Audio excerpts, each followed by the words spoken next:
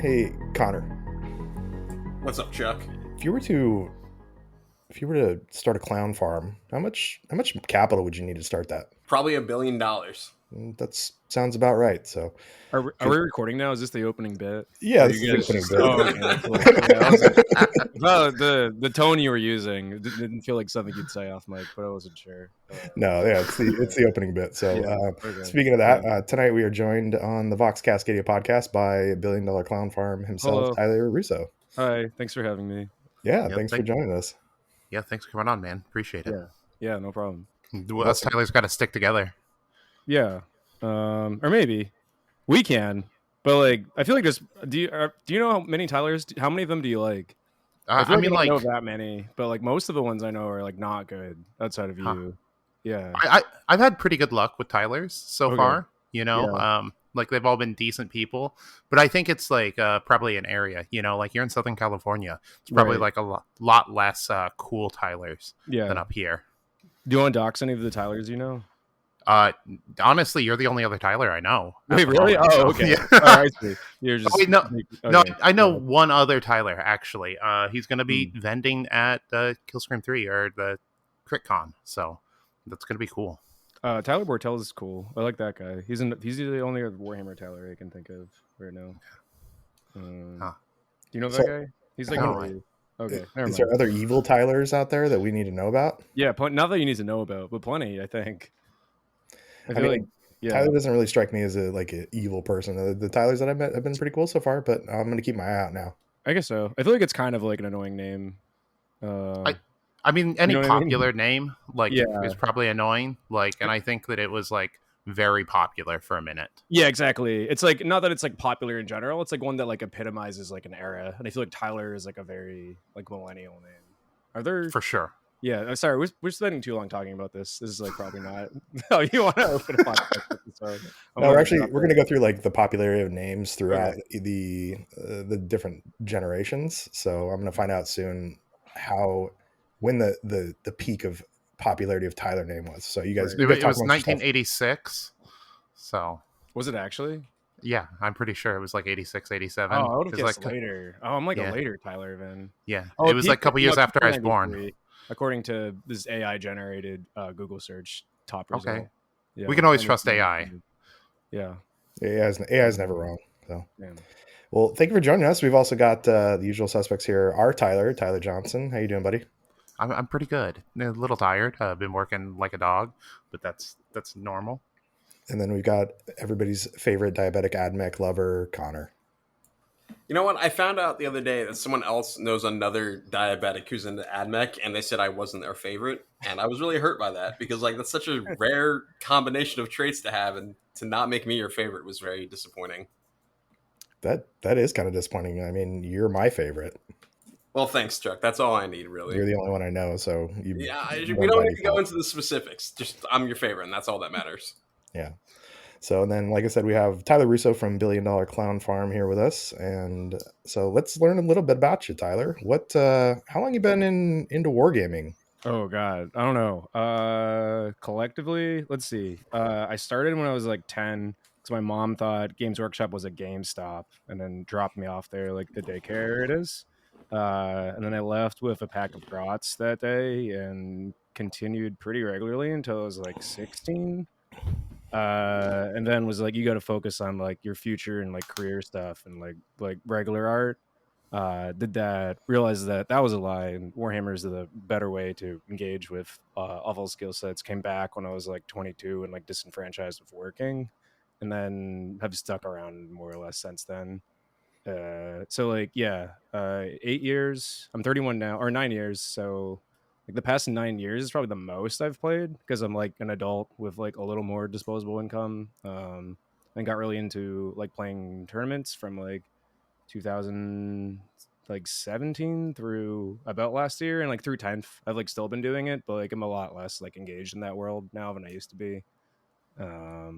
So yeah, I don't know, probably close to like 15 years like uh like full-time ish, and then like dabbling, like even when I stopped Like and late high school and like throughout most of college, I didn't really like play or engage with the game that much, but still like kept tabs on stuff and like read about the game online and yeah, I've like always liked the lore and all that, so I never really like fully went away. Well, now you've also got a YouTube channel. You're a content creator. Oh You're yeah, one of, that's one of true. Yeah, us. yeah, yeah, What made yeah. you decide to go in that direction? It was COVID and felt like the world was ending. It was something to do to like not go insane. I have like a background in like film stuff, so it felt like a way to engage with the game outside of just like playing it and painting, and there wasn't any real way to play anyways during like early COVID. So um, it I feel like that like really kept me in too, because like I think before the channel I was like starting to lose a little bit of interest in like the like just grinding tournaments, because there's a lot of issues with the game like inherently competitively, I think. I was growing like frustrated with them, but yeah, getting like the channel going made me focus on like hobby stuff again a lot more, and it just became like another like ulterior motive besides like just being really good at the game being like my primary motivational factor. um Do you so consider yourself really good at the game? I don't know, I get like I feel like uh I mean, I guess so. Like I've played like uh probably more than like most people in the world, but I don't know if I would like, it feels weird to be like, yeah, I consider myself like very good at Warhammer or whatever, but I've played like uh probably like 170 games of 10th alone. And that's an addition I like hate. And I played like way more ninth and eighth. So if a process of doing that mostly in tournament games, I've gotten like pretty good at it, I guess. But I also feel like I live in an area with like just like some real sharks in the water. So they like, keep me in check. Um, as do I to them, I guess. Like shout out to like XPZ. Like those boys are like very good. I feel like we have a very good like local tournament scene. So uh yeah, I don't know, I've played like a lot at this That, point though. Yeah, that's a lot of 10th edition. yeah, yeah, it sucks, but you know we're still here. Yeah, and Yeah, so I don't know, I feel like there's also a lot of people out there that like think that they're really good, and it sounds like you got a little bit of humility to you, and understand that. I get it's just so annoying to be like, yeah, I'm like good at Warhammer or whatever. Like that's like I feel like it's like a like there's too much of like an esports style like attitude towards the game right now too, which is like kind of annoying to me. I really don't like all the like elo stuff and like the League of Legendsification of Warhammer. It, So I think I'm just like resentful towards like viewing it as uh like a like even though I play it like in tournaments a lot and competitively, like certain aspects of it like culturally competitively is like annoying to me at this point. so like what aspects specifically are the annoying pieces of it? I feel like it is especially in 10th, like the skill ceiling feels a little lower.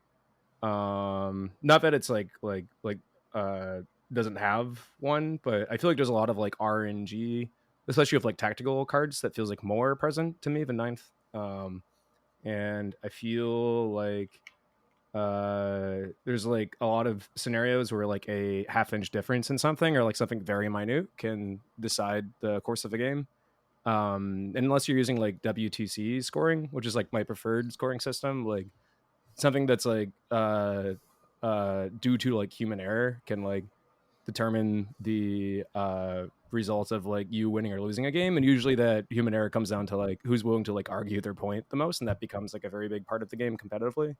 Not that it has to. I feel like most games it still doesn't, but like it happens often enough at tournaments that I feel like people who are mad at themselves for like not doing really well in an event or like dropping a couple games at like a GT or just like having a bad RTT, um, can like be like sort of a toxic attitude where people get like a little like desperate and hungry for wins. I feel like I like the wargaming components of Warhammer, where it's just like trying to actually represent like two armies like fighting on the battlefield as opposed to like the board gamification side. And I feel like the esports stuff really influences that attitude too, where it's just like very quick to make it all abstract math. You know what I mean? Yeah. Yeah. Do you feel like, I mean, do you like Do you ever play much narrative, or is it mostly just kind of competitive stuff? Yeah. We play a lot of narrative stuff now. I'm actually writing with like, or it's mostly two friends, and I look at the Discord we have together. I'm like, wow, awesome, you guys are doing a great job, and then like occasionally leave something. But we're making a version of the game that combines like our favorite aspects of every edition, going back to like Rogue Trader and like Second. To make something that's like very fun and narrative with friends, but like is like basically impossible to play as like a competitive game. I want to start playing more narrative kill team too. I'm like new to kill team. I did one tournament and it was fun, but I feel like I'm like more interested in like the narrative component again, like with friends outside of a tournament context. And I'm going to shout out to Hivescum, this like Grimdark Future event that they have next month, which I'm very excited for. And I'm making like a little like narrative warband for that too. What was the kill team tournament you went to? That was at Loaded Dice Games. It was hosted by Squad Games. Dakota's really cool. He did a good job running it. It was I don't remember what it was called. It was some kind of GT. You probably know, right? Do you know? Was it Your kill the team guy? Bay Area Yeah. Open or not? Or No. Oh, maybe not. It's Pair Championships? I can look. There's a magnet on my fridge that I got in this award that tells you the name of it. I can walk 7 feet and come back if you have time. Yeah, we got Yeah. time. You have time for me to walk 7 feet? Okay, I'll be right back. We're timing you.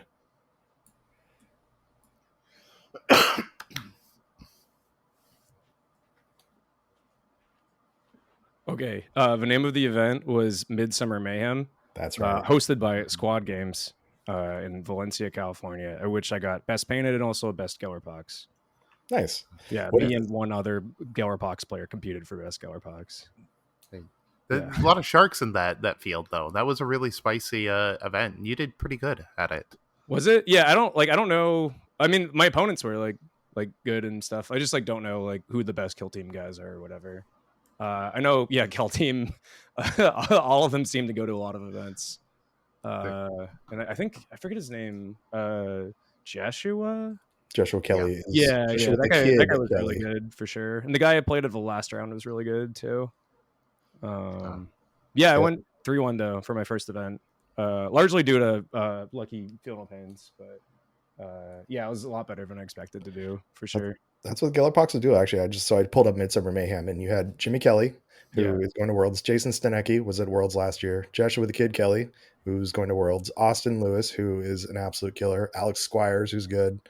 Yeah, and you came in 10th. That is a gauntlet. Yeah. I just started playing like 2 weeks before the event too, so it was like all like pretty new to me. You played some of the best players in the world, like back to back to back at that event. Like, oh, cool. And you did really good. So neat. Yeah. Wow. Yeah. Yeah. Yeah, it was a good time. I don't know. Everyone's really nice. I feel like the kill team atmosphere was like a lot more chill than 40K. Again, not that 40K like can't be. I just feel like it often isn't at like GTs.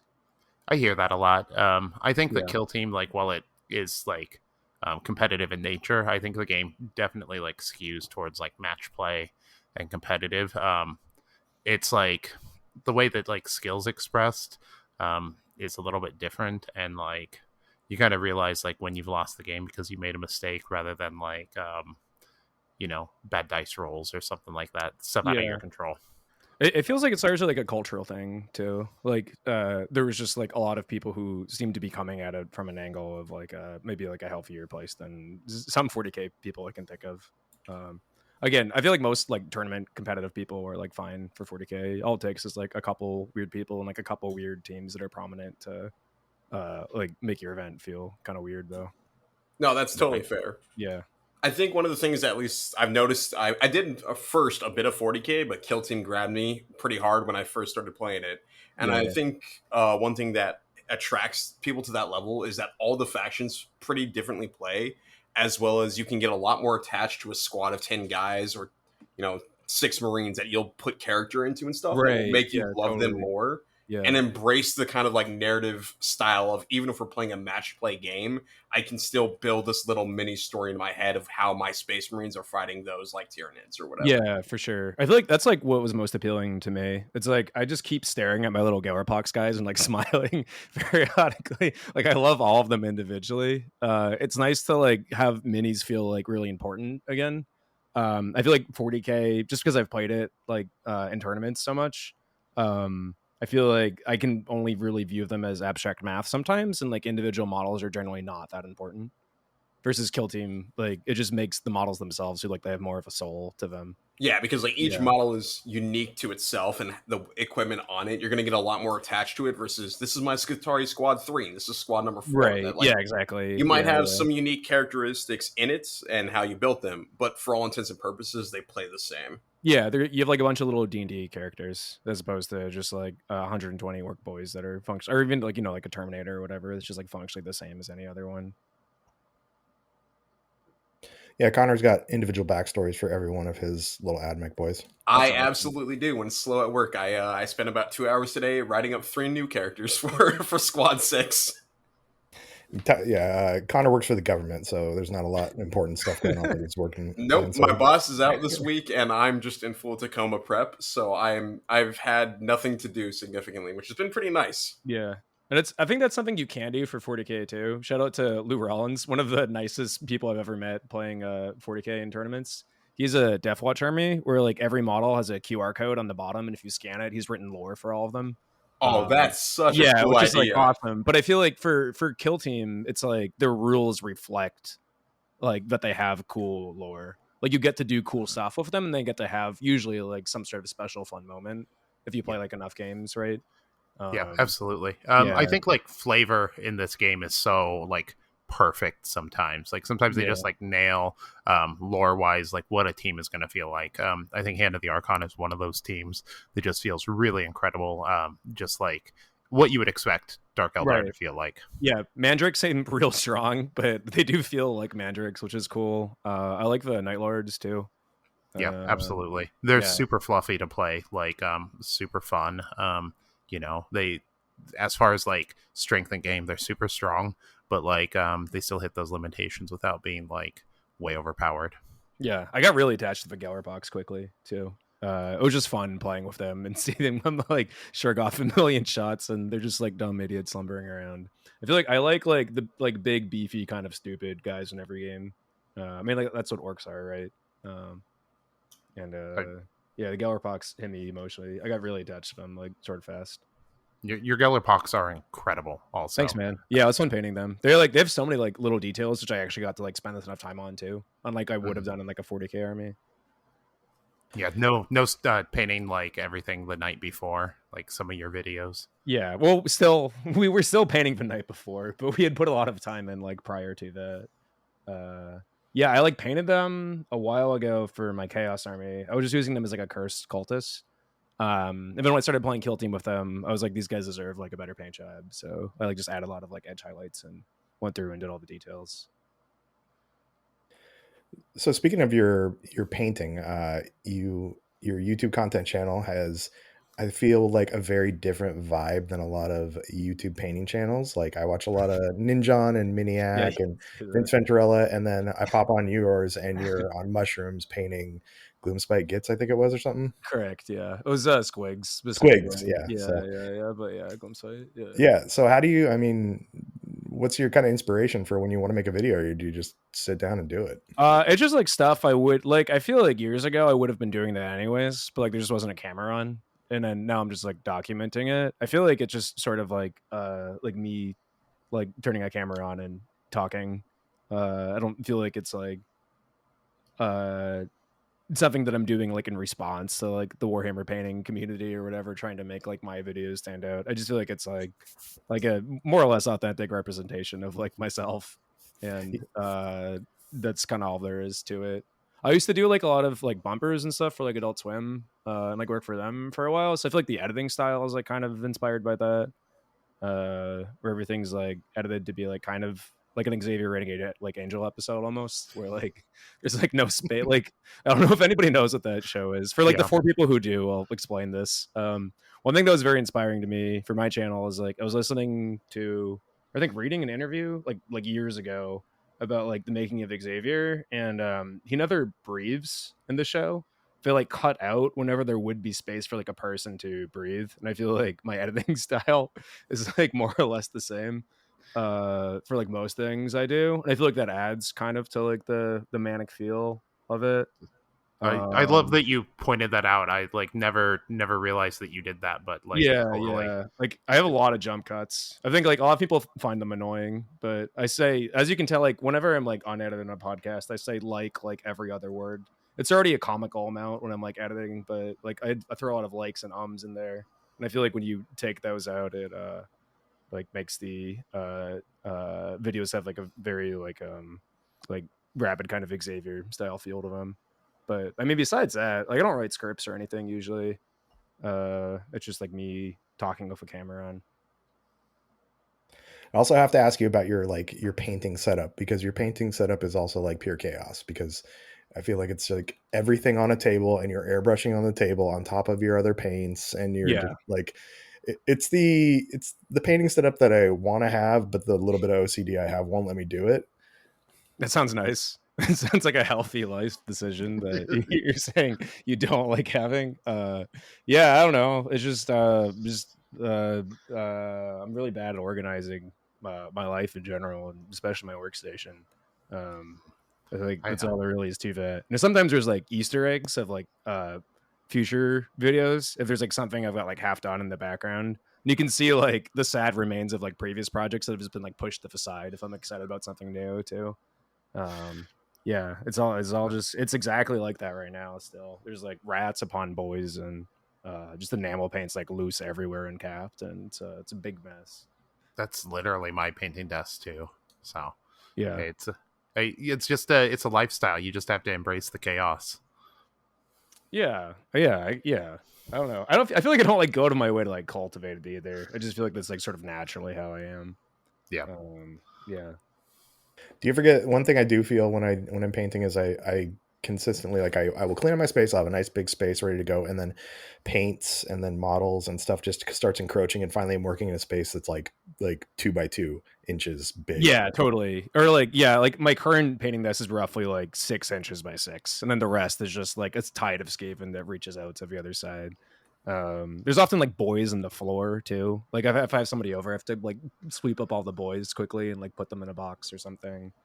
You just got like how many boys? Like people are like horrified when they see the way I like treat my models after I'm done with them too. It's like it's not a good look.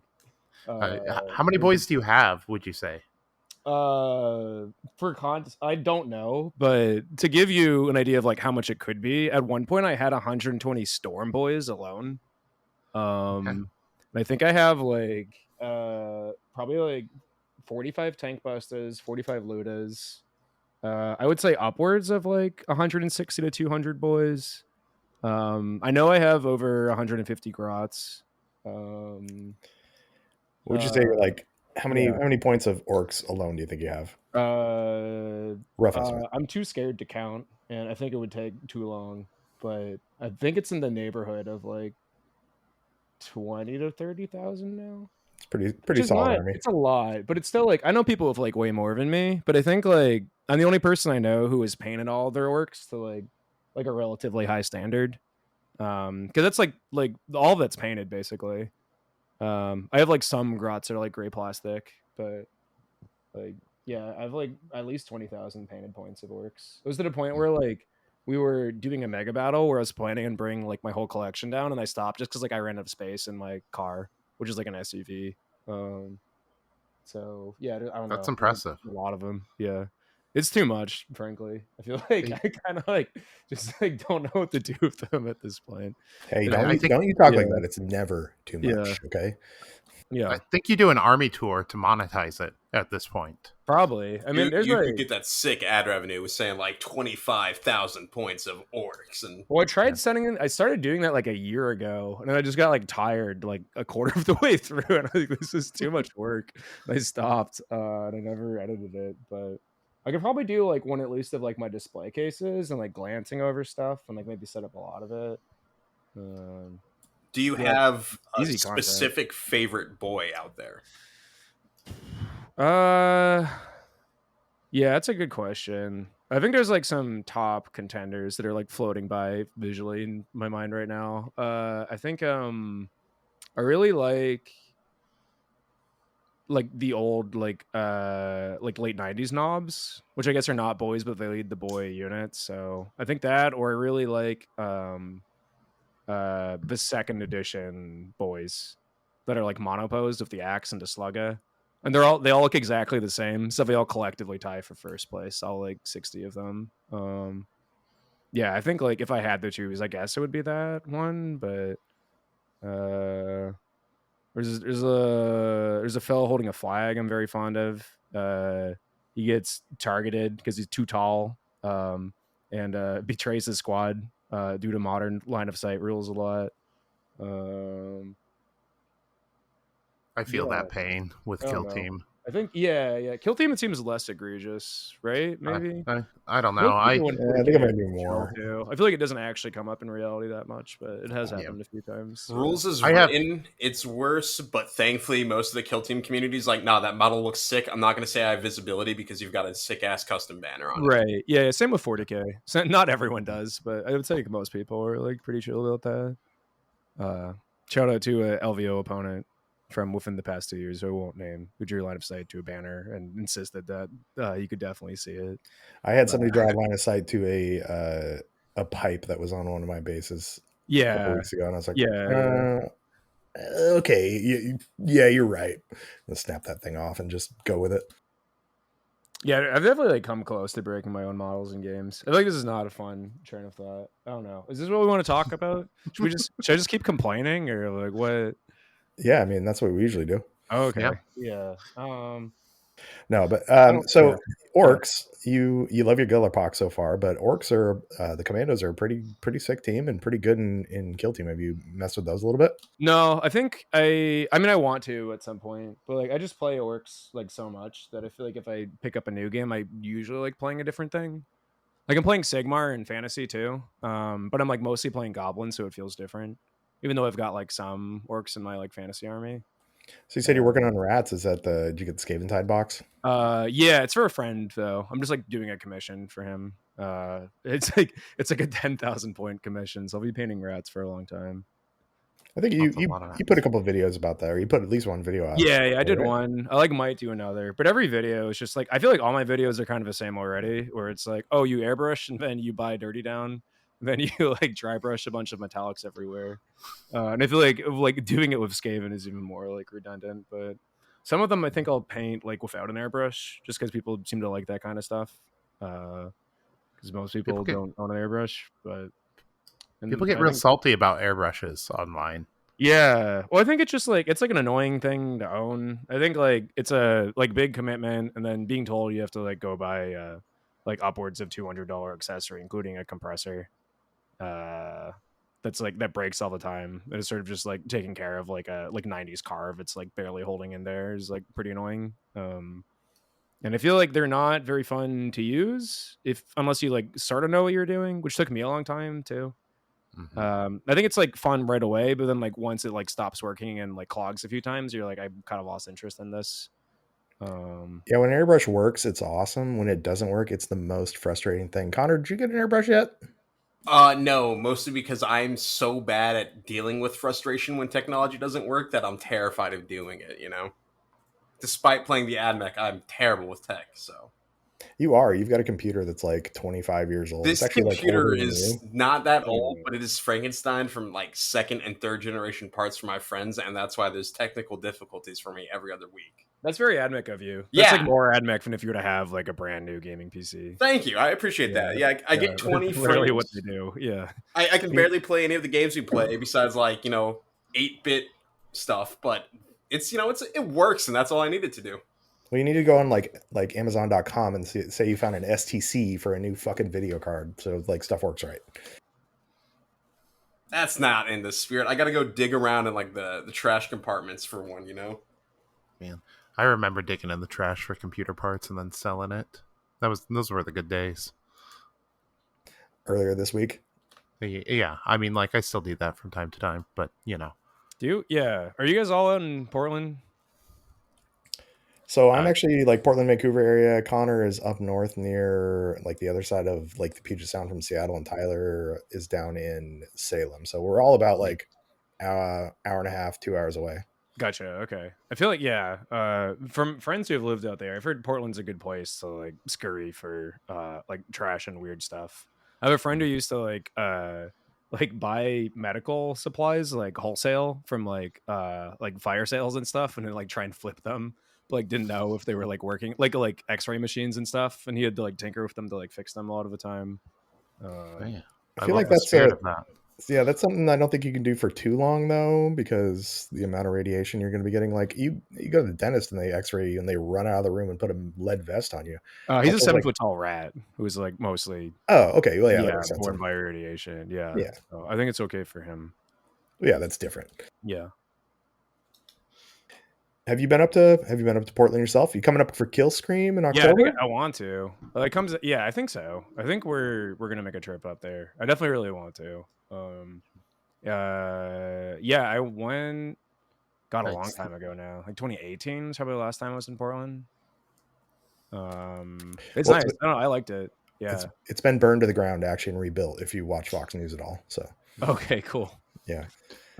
Yeah, LA too. Yeah, all those blue cities are just burned to the ground and gone. Seattle's actually just Gotham, in case you haven't heard the news either. Yeah, every street corner is people selling drugs to kindergarten students. I mean, I still love the Fent tent like bombing that there was up there. What's the Fent tent? There was it was like an organized hit on like a fentanyl tent from like one dealer to another. So basically, it's like right on the edge of the highway. This guy like went and planted a bomb inside of this fentanyl tent and detonated, and then shot some people in this like weird like fent tent rivalry up in Seattle a while back. I've never heard of that one. I'm gonna have to look that one up though. That's some like like weird drug gang violence that only you'd get in the Northwest, I think, maybe. Yeah, I was working up there like when it happened, and I drove past that area. It's pretty weird.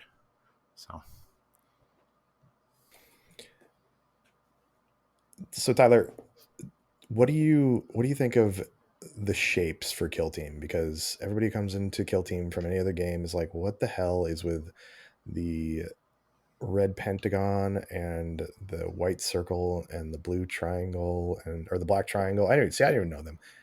Yeah, is it true that the reason why those are the shapes in the game is because those are the default shapes in like Google Docs if you're trying to add shapes, and then they were supposed to be changed out before production? That's like the urban legend that is going on. That's is that a real? I've like heard that from a lot of people, but I have no idea if it's like real or not. If so, I support it. I think they're cool. If not, I think we're gonna confirm it here since we're the authorities on that kind of stuff, right? Yeah, pretty much. Yeah. No, it's and anybody who comes over from another game is like, you're like, okay, so blue square is 3 inches. Well, why is it 3 inches? It shouldn't it be 4? No. It's 3 inches, and then you got a triangle. How far is that? 1. Okay. Yeah. You talking through? Yeah, I support them because they're bad and don't make sense. I feel like it's nice to have because most of Kill Team is like pretty good and makes sense, and I think it's nice to have like a little bit of like the VegGW. Why is this the way it is in there? So what do you think coming from Bighammer to Kill Team? What do you? I mean, alternating activations. You have a smaller team. Yeah, shapes. I think Kill Team feels like often a little more swingy to me, just because you have like less resources. But I think it's like probably the better game at this point. Maybe I like Pariah Nexus a bit, like the new like 40k like mission deck that just came out. I feel like that makes it like more interesting, but yeah, I don't know, it's a really good time. It's like way more accessible. I've been having more fun with it, but I think I'm also just like so burnt out on like 10th edition, and it's like hard for me to kind of see it from like an objective standpoint too, because I've played it so much. That Kill Team like feels better to me because it's like fresh and new. I'm definitely enjoying it a lot. I feel like it is really refreshing to see that like Warhammer models can be used in like a different way. because I'm just so used to seeing them as like vessels for playing 10th edition. It made me get more excited about maybe doing like Grimdark Future, or like I played like Mordheim kind of recently for the first time, and that was really fun. So just like the potential of using Warhammer models in different games is like really on my mind right now, and feels good to think about. And I think it's, yeah, I don't know, it's really well designed. I feel like it's like shockingly well designed for a Games Workshop game. Right. I feel like my favorite part is like how much every team reflects like how I expect them to work based on their lore. Well, just something that like Bighammer often does, but like especially in 10th, like I feel like really often misses the bar 4 too. And like there's some like real winners and real losers out there in terms of like factions that feel like they act like how you'd expect them to based on their lore. Yeah, I can agree with that. Having been someone that played a pretty solid amount of ninth and then kind of dropped off with 10th, like I think one of the biggest things to me was getting rid of the secondaries specific to the factions. Well, Right. probably better for game balance. Kind of lost a lot of the flavor. And Yeah, even totally. even if they weren't great, they were super fun for narrative stuff, and I just like taking them because it felt like you were playing the army based on that idea. Yeah. And like, thankfully, Kill Team has that in the faction secondaries. Yeah, I kind of like it when every like army has like some unhinged rule that's unique to them. I feel like a lot of 10th is like very like copy pasty, and like there's obviously like keywords in Kill Team that like go across many teams, right? But I think for the most part, like abilities feel like more interesting and like specific to teams, or if not, like feel like they make more sense for like the individual models or teams that have them.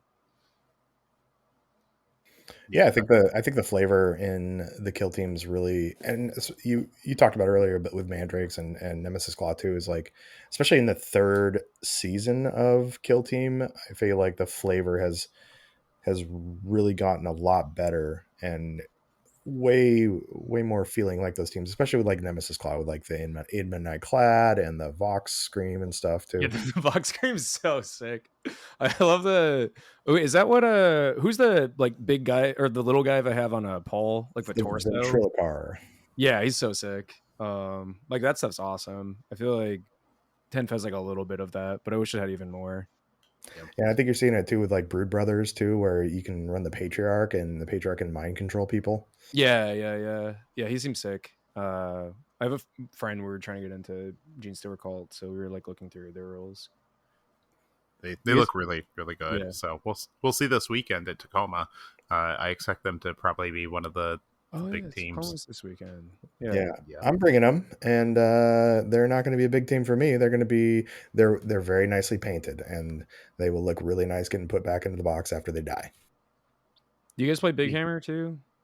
Currently, Connor plays a little bit, but I think we're all doing a little Oregon Coast weekend coming up in a couple weeks, and we might bust out the Bighammer there. But I haven't played any in 10th. I played a little bit of 9th, and then I got so into Kill Team. Like I played a bunch of Kill Team, and then played a 40K tournament, and first thing I did was get shot off the board by a bunch of Tau because I forgot that it wasn't alternating activations. Yeah, it feels bad. They'll do that for sure. Yeah, Kill Team's a good time. I feel like there's like definitely enough depth that if I like started in Kill Team like right now, I don't think I would necessarily feel compelled to play Bighammer. Outside of like just wanting to collect more dudes, as far as like gameplay experience goes, it's like it feels like the ceiling for it is like real high, and there's so many teams you can like pick up kind of easily too if you get bored of yours. Yep, and tons of great modeling options too. I think Kill Team is like a really great hobby space because you can do just like small, it's like 10 to 20 dudes at most, and you can go like pretty hog wild with them, and it's not a huge undertaking where trying to do that with a whole 40k army becomes like a much bigger thing. I think that's the thing I'm like most excited about in general right now too, is just like hobby stuff, which applies to just like art too, like making like Warhammer inspired art and things like outside the game. It's like such a cool universe, and models are so cool, and I think like just focusing too much on gameplay makes me forget that a lot of the time, which is a lesson I've been saying to myself for like 5 years, and I'm finally actually starting to like do something about it, and I can engage with the game like I think more often narratively recently than in tournaments. Like I still play sometimes because I feel like it's just like the easiest way to like see people, who play the game, right? Like there's just like the monthly RTT, and you go to that and you can expect to see like familiar people and like hang out after, which is usually the best part. Yeah. So it's just like nice to engage it from like a social perspective, but we're like grinding a lot less. Like in Bighammer, I've been playing like double Stompa almost exclusively recently. That's awesome. Because they're a really good time. And like some other like kind of meme lists, and I've been having fun like engaging with it that way. But yeah, I haven't played like a like real good tournament list in like a few months now, which is a really long time for me. Yeah, the kaleidoscope of options in Kill Team is pretty nice, and I think you don't have the list building that you have in 40K, which is kind of something I feel like is missing a little bit. Especially like I played a bunch of Blood Angels in 40K, Yeah, and it's basically if you play Intercession, which is the Marine equivalent in Kill Team, it's just like, okay, do you want 3 of this guy and 3 of this guy, and there's 3 guys you have to take. So I do miss a little bit of that, and I know, but I think also you don't get as much of the sweaty list building in Kill Team either. right.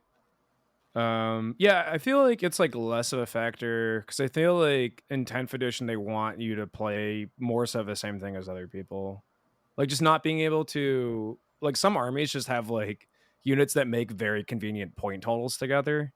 Like, oh, this unit you always want to take is 160 and this other unit is like 140. So then like you always have this like chunk that you're building, and then like once you have this stuff that feels like kind of mandatory for your faction, you have like 500 points to play with, and then like there might just be like a very convenient assortment of units that adds up to like exactly 500 or close to it, and people will just like take them more often for that reason.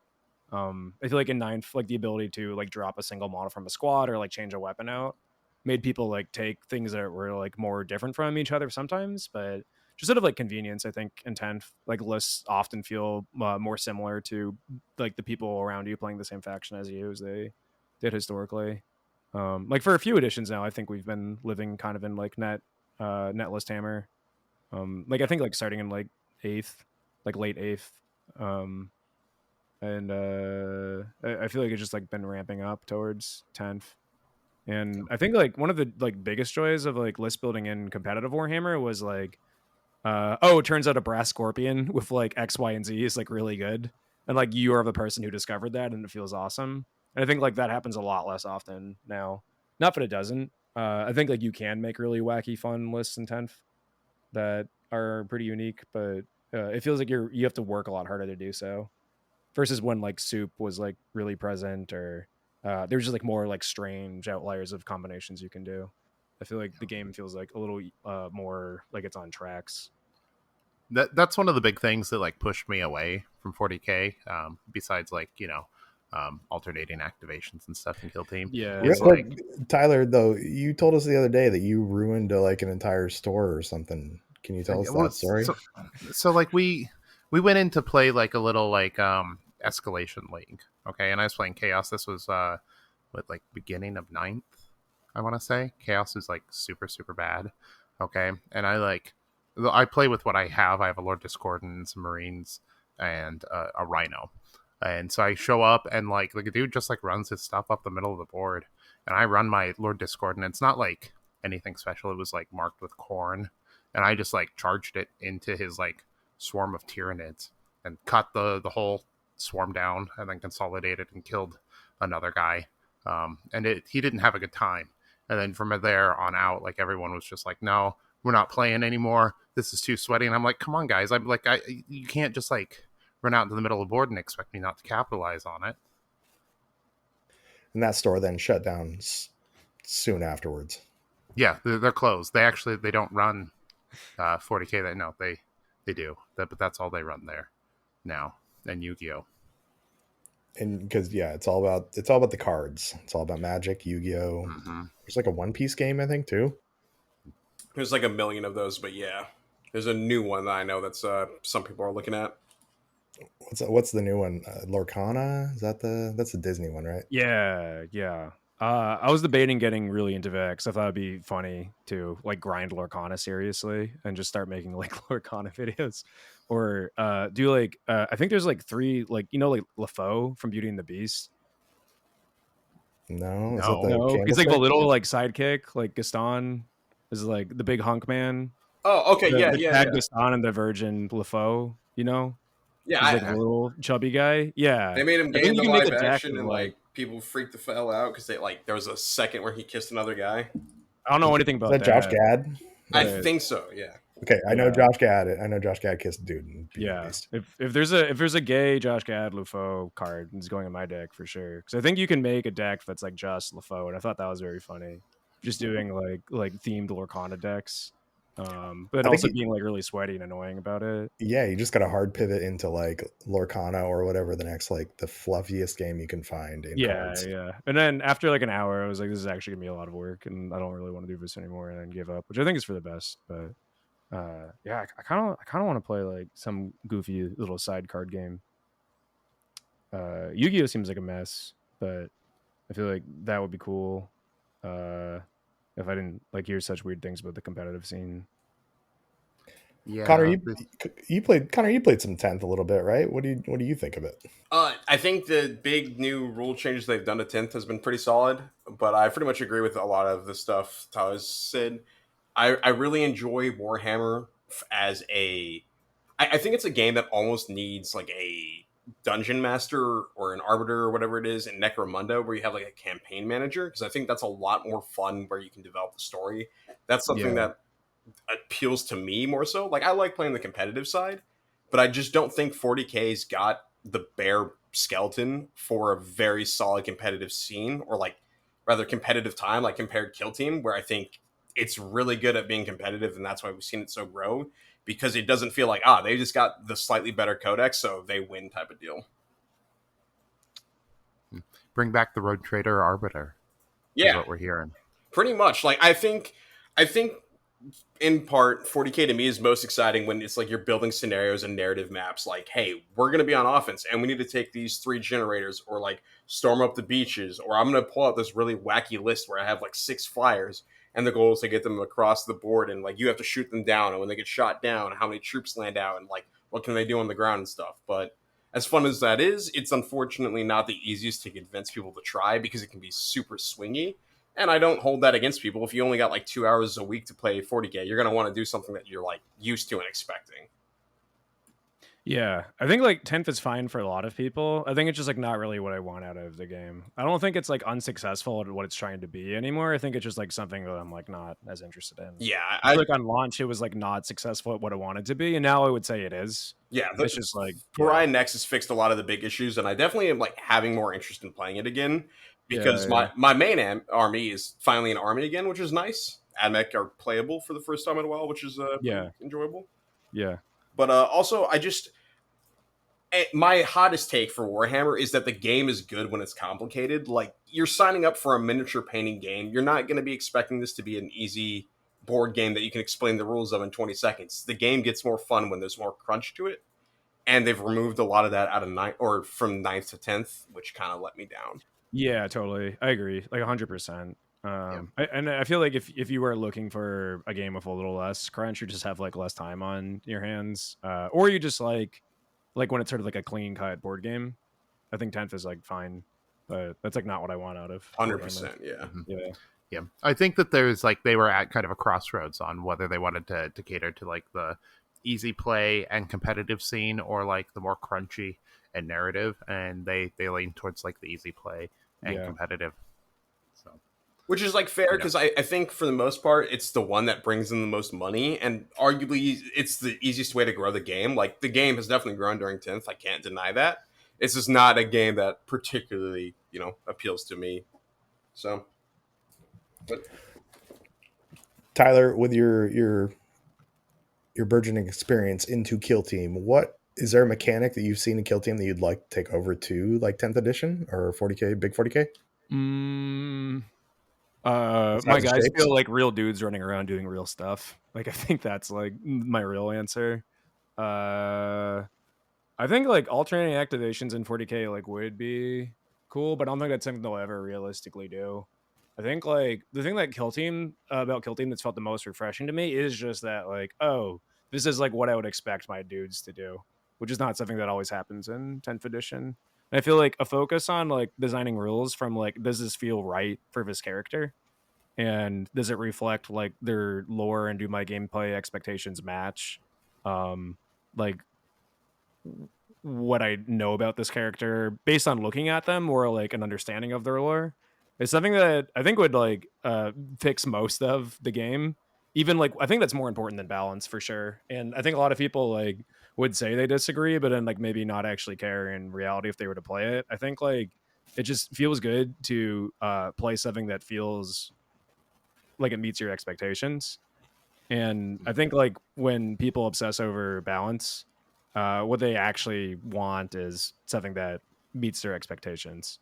And Kill Team like does that for me. So I mean, it's like a more abstract answer. I don't know if there's like a mechanic that I would want to bring over from Kill Team to 40K, but like that's like what keeps me interested in Kill Team for sure. You know, I think that there's a lot of discussion to be had about what you just said regarding 40K. That's like a point I don't think I've ever heard brought up before. Yeah. Like there definitely is like a cognitive like dissonance between like people's expectations and like how the game plays. And I think you could be onto something there, that like people want it to feel like you want your big dreadnought with a power fist to run up and smash something. Right. Because that feels cool. Yeah. And even like, if you lose, like it's it's gonna fine. Right. Because your dreadnought got to feel like a dreadnought, and that was sick. So and then I feel like once you make things feel good and the game is enjoyable, even if you lose, then like it's okay. Because then like winning doesn't matter as much. If the gameplay is like interesting enough, regardless if you win or lose. Like I think like people just want to like feel like the game was worth playing. Which is often because they win or because it was a close game or whatever. But like if you have a game that's like not close, but it got to feel cool, I think that's like way more important. I think that yeah. Sorry, go ahead. Well, no, I think what you're saying is 100% true, because like I said, I played Blood Angels in the past, and like I want to drop my Sanguinary Guard, and I want Dante to jump down, and I want him to like murder people and get out with just his life, because that's what he does. But I feel like that a lot of time you don't have that flavor, and I think I really like what you said about that, how Kill Team feels like it has more of that kind of flavor of what you want from your team, rather than, you're dropping like, and I played Marine, so you're dropping Intercession down and they just kind of run up the board and shoot some people or whatever. There's not like, even though we're playing a war game, it's kind of more dramatic or thematic even too, because it's the smaller scale, and each individual guy is doing his thing rather than a block of like 10 to 20 dudes doing something. Right. And I think like Kill Team naturally leans itself to that because of what you said, where like they are individual guys and it's easier to write like, oh, this Marine like has a lot of very specific rules that we can make for him, so he feels like sick. I think you can do it more so with like a full scale army game too. And I think it's partially because like Warhammer has felt like that in the past. I think just sort of missing that like soul to it right now. I don't think it's completely absent in 10th either. Like I really like some of the orc detachments. Dread Mob is super fun. I've been really enjoying playing them. They feel like how I'd expect like Dread Mob to like act in the universe of the game. And I think that's why I like them the most now, even though I think like Bully Boys is still like a bit better from a competitive perspective. Do you feel like, so I was at Adepticon when they revealed 10th, and they said like, what was it, simpler not simple or something with their whole thing? Yeah. Do you think that they went a little too far on that, maybe? Yeah. My friend Teresa has a joke where she feels like most of the like production for 10th edition and playtesting was them just like writing simplified not simple over and over again on a whiteboard and underlying it and like cheering and like patting themselves on the back. It's like definitely like how it felt, where like they did that, but it's like okay, and then what?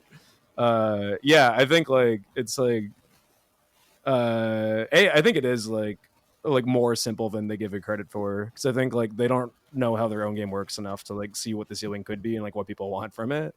And B, I feel like most people like get to a place where they feel like they get most stuff and like are a little bored like sort of fast. Like I think if you're competent at one game, like any game, like League of Legends, Magic, doesn't matter, and then you're approaching Warhammer from the same perspective, you start to see like the ceiling and like some of the holes like kind of quickly if you're like really trying to play. And I think like the people who make this game are just like fundamentally not capital G gamers. They're like mostly like older dudes who I think like just don't understand their own game that well. And I think that's evidenced by like I fucking hate win rate obsession. Like it's so stupid. It doesn't mean it's like, oh yeah, this faction had a 36% win rate this weekend out of like 30 games played. And we're not going to like assess player skill or matchup or like lists or anything. It's just like this is the faction win rate. We're going to take that data like very seriously. Like every like design team interview that they have, it's like there's usually a focus on like things that feel like red flags to me, but I think are like very good sounding to like if you're presenting to like a higher level executive or like upper management that like doesn't fully understand your product either. Like you're saying like simplified, not simple. It's like you can say like buzzwords that sound really good on paper, but I feel like fall apart under like closer scrutiny, or if you have like any real understanding of the game. It's just like sort of like classic like tech marketing too. Yeah, 11th edition is just going to be like it's about synergy in emerging markets on the global landscape. Yeah, like kind of probably 10th already is in private. I don't know. It's just like I mean that's like the way Games Workshop's been for a while, right? Like even since like the 2000s, where I think there's just like a focus on things that don't feel super good, and it's lost like the sort of realm of chaos feel for a while, and it's been like sort of sterile corporate more and more. Yeah, I mean, there's the theory that they're a model company that attaches rules to it, and rather than like a wargaming company. Yeah, that feels like it's shifted, but now I feel like we vaguely understand Magic the Gathering and want to make something like that without understanding like the finesse that goes into making like a well-designed competitive game company. Do you think you're seeing a little bit of that in the like in Kill Team and Warcry, where we have these like quarterly releases, and that's kind of the model of Magic the Gathering, right? Every 3 months. Yeah, I mean, like they want it to be a competitive game. Like I think they realize that the game. I think like one thing that's helped me a lot too is like like I just know some people who have like worked there that tell me stuff, and then I really like Jordan Sorcery is like a YouTuber who like interviews a lot of the old guys who have left GW and have like nothing to lose at this point and speak like very candidly about their experience there. And I feel like through those, it feels like the attitude has shifted a bit. I think they do care about like making it a game. And like 2015, when Sigmar first came out, they were a model company. Everyone hated Sigmar on release, and then I think they kind of rescinded that we're a model company, not a game company opinion. Like it feels evident to me that they like care about the games and rules to like a large extent. I think they're just sort of bad at crafting like the game to be the best that it could be. And it's also going after like a split mark if it doesn't make sense, where it's like halfway to a competitive game and then like kind of wants to be a narrative game but really isn't. So you're just ending up with this product that doesn't really fill either. Plus, like, I think it's worth noting as well that I don't know if it's officially confirmed or not, but that 40K has a different design team than a lot of the smaller side games like Horus Heresy, Kill Team, and stuff. Yeah. So I think, like, to an extent, it feels like the side games might have people that are given a little bit more leeway to test stuff out, which is why it results in like arguably more fun games to play. Like I've heard nothing but great things about Kill Team and Warcry and Horus Heresy. And like, sure, there's always going to be something that's a little broken or something that doesn't quite work the right way. But because they're given more leeway to try stuff out, and the fact it's not the flagship product lets them experiment more, and that's what results in the more like the better product overall, because you're able to appeal to an audience that is gonna really like that type of game, and they'll know how to design around that style. Yeah, totally. Like I think most companies or industries are like not short on talented people who like could do a good job. I think there's usually just like an upper level choke point that prevents those ideas from coming through. And in games like Kill Team, I'm assuming there's less scrutiny. I know for a fact it's like a separate team that like doesn't really engage directly with the core 40K team, and seems to have a lot more freedom. And as a result, I think they like get to make a better product a lot of the time. One thing that's kind of a theory in the Kill Team community about how we get our teams and stuff, though, is that they basically find a unit in 40K that needs to be updated, and people want to buy so they can like that cross promoted essentially. Like you had scouts at the beginning of the decision with striking scorpions, and then we have night lords and mandrakes, like stuff that needed updated. So I'm wondering how much of like, while they're given their space to do stuff, I wonder how much of it is like, here, you're giving your space to do stuff as long as you do it for this unit because we need to update it for the big game. Yeah, that I have like no idea about, but that wouldn't surprise me. I mean, it seems like it makes sense, right? I can see it happening. They might want to do, yeah. I can see it happen more so with this season, especially because like a lot of the first 2 seasons of Kill Team releases were really unique stuff that didn't have like a 40k equivalent. Like, you know, there was never a reason that Navy Breachers had to be a thing, or like, you know, Kroot getting a proper update, or you know, like Corsairs coming out. Those are all really cool, unique to Kill Team teams. But I think they might have not expected the giant success that Kill Team has become, and that's why third edition has felt, or not third edition, but the third season's felt a little bit more like phoned in because they've had to scramble to create stuff, especially after the delay that happened with, it was either Horus Heresy or Imperialis, where they had to like go and reprint every book. Yeah.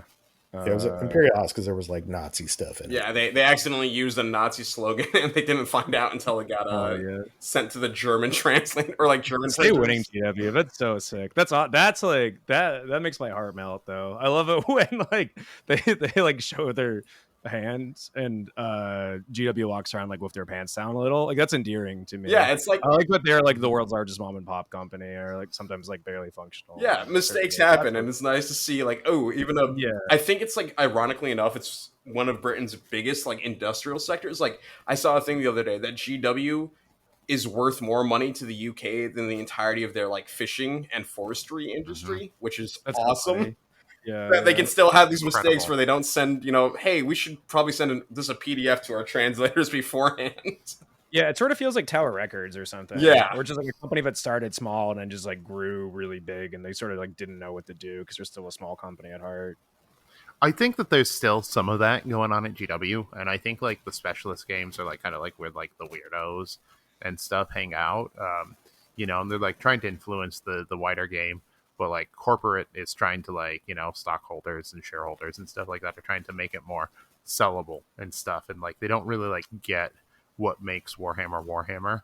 And there's like this constant, I think there's like a constant pushback like between people who are trying to do it the old way and stuff and not let it change and preserve the culture. And then like people are trying to like modernize it and take it to like the next level. Yeah, and, totally. Like, you know, I think that like, even like with the design language of GW, you're seeing like a lot of like overlap on stuff.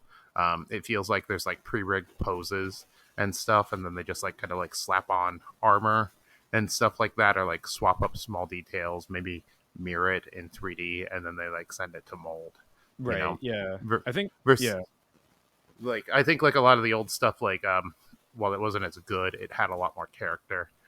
And it was less about like getting it out, you know? Yeah, it was. Yeah, to continue being mad. I feel like new models, like there's a like dynamic poses, but I think like someone posted recently, it might have been like Max from like Turnip, that it feels like somebody made a model and like shattered it into a million pieces, and then you have to like now rebuild it. Versus like a lot of the older models, because you were like posing them yourselves and it was like easier to customize them. It felt like you were creating something that was like uniquely yours and it was a lot more fun to build. Yeah, I saw his thread on that. He was building, I think, like one of the new either Sigmar models or something, but like a guy on a horse. And at the same time, he was building one of the old like Bretonnian horse models, like, or knights, that's what they're called. And he talked about how it just, while it might have like, you know, it definitely looks better. There's a little bit of loss of everyone that builds this model is going to look the same versus like each Bretonnian knight, while the poses might not be as dramatic and the modeling techniques might not be as advanced. There's a little bit more fun to each guy being your own unique creation. Yeah. I think there's a magic in like, this is my army, and I feel like I feel a little bit less of that now, especially at tournaments where everything is just kind of like some recent thing that's been like speed painted and it was interchangeable. It's nice because like depending on the army, there's definitely the ability to have each like, you know, kit bash. Like you could in theory do a whole Marine army where each Marine is like a unique model and you've kit bashed them and stuff, which is nice because thankfully, even with the rise of a lot more like monopose-esque models, the fact that the design language is similar enough that it's easy to kit bash between kits is cool. Yeah. But it just unfortunately means that in order to get that level of customization, you're having to spend like twice or triple as much money to get 3 kits to make the same amount of guys. Yeah, for sure. Wait, here, I'm gonna grab some water real quick. Is that fine? I'm down to keep complaining for a long time after. Yeah, go for it. No, you're good, man. I'm gonna grab a drink also. All right, I'm gonna take a piss then. I'll just stay here alone. All right. All alone. Nobody's beside me. But you gotta have friends. Oh, okay, yeah, we can do Connor's AdMech corner. All right, everybody. Today we're doing Connor talks about the Sidonian Stratos and why it is not that stupid of a model. It's pretty goofy looking. I'll agree on that, and it does look like it can't walk. But if you're not an AdMech person like me, you probably don't realize that the entire point is that they're not supposed to walk. Why they have an 8-inch move, I don't understand. They're not supposed to. But it's literally just people are like, well, how do they get on the ships and deploy them? They don't. Or they do, but the legs they wear when they're in the sniper form aren't what they normally wearing. They literally just pop those legs on and off.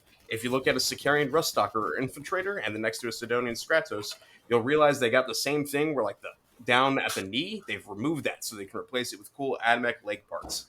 And so that's how they're able to move, because when they're not deployed in the field, they get normal looking legs. Chuck, you can cut this in or out, or whatever you want to do with it. I don't know where you're going to place it, but there's Connor's AdMech corner for this episode. I love that dumbass tall boy. It's such a great model. Dude. Yeah, that's so cool. I love it. Yeah, he's so cool. I wish he was in Kill Team, because we have the option to bring, like, you know, the Skitarii, or maybe you don't, but I don't know how familiar with AdMech, but there's the Skitarii with the big fuck-off sniper rifle. Yeah. It's a great model. Yeah. But the problem is the base size can really create some really cheesy bullshit where you're essentially always able to get one-way shots that your opponent will never be able to counter, which just doesn't feel good. Plus, it's just not that great of a gun, because in order to ever move with it, you're going to have to be spending all your time like having your comms guy boost him so he can move and shoot. But I would love if they, like, you know, next edition, because we're supposed to begin Kill Team 3rd edition soon, they took that sniper out and just replaced it with the Stratos instead. And it was like, you never get covered, but you always have vantage, have fun. That'd be so perfect. Yeah, I feel like one thing that was... Oh, sorry. Oh, I was just going to say, I think that part of the fun of the Arquebus is that, like, you get the cheesy shots, but you have to sacrifice for it. Like, you know, like, that's the trade-off with it. The problem is you can get the cheesy shots, but depending on map layouts, you can get those cheesy shots from deployment. Because the base is so thick, you can just have them like perma-obscured while overlooking 2 or 3 objectives. And I've both done that and had it done against me, and it's kind of what I was like, yeah, I'm never doing this again, because it just felt so unfun for me when it was against me, and unfun for my opponent when it was there. So you're doing it to Tacoma, right? No, I don't even have it on my roster. I've got one built, but, you know, maybe I'll throw it on the roster, but my advice is I'd never bring it, because you're giving up an arc or a plasma, so it's just not worth it. So, Tyler, I want to talk about content creation more. Have you done a slap chop video? Probably. I don't know. Let me go to youtube.com and search $1 billion clown farm. Ooh, nice segue to get the channel in there. Also, where did... I did a year ago. I forgot. Nice. Laptop and boys, yeah. I mean, I use like speed paints and dry brushing and contrast paints a lot. So they're all like sort of a slap chop video, I guess. But that was like the first like branded slap chop one I did. You need to get it updated where you do like slap chop 2.0 and you have like a big, like a Ninjan style like thumbnail for it too, where it's just your head in there looking goofy. Yeah, like he does. Yeah. I've been debating replacing all my videos of just my face close up doing the soy face. Without anything else, just like the same close up for all my videos. I think that's going to get the engagement that you want, I think. Yeah, I gotta be better at that stuff in general. I feel like, I mean, like it was historically usually just like whatever I was doing anyways, I would like record. And then like it's kind of just been recently that I've been doing, well, early on it was like that too, where it was like I'm making a video just for like the sake of making a video and like have like a specific thing I'm trying to do because I think it would be a good video. But I mean, it's usually just like me doing whatever I would be doing anyways, which is like painting orcs the exact same way. and showing people how to do that for like the 100th time. Like, yeah. You're always mixing it up just a little bit, though. You got that little bit of a difference in your Am stuff, I? you know? Okay, Yeah. cool. That's nice to hear. It's validating. I feel like, I mean, I can't tell. I don't know what people like want out of you as a consumer of $1 billion cloud farm content, what do you want to see? Or what's yeah. Honestly, I'm just like, I'm there to like just watch you paint, see what you're doing. I view us as like internet friends, friends. I don't know. We know each other in real life. I agree with that. Yeah. Yeah.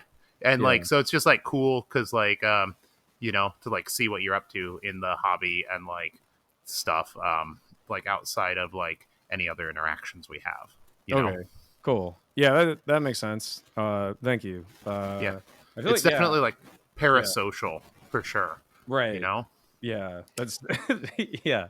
I really like your videos,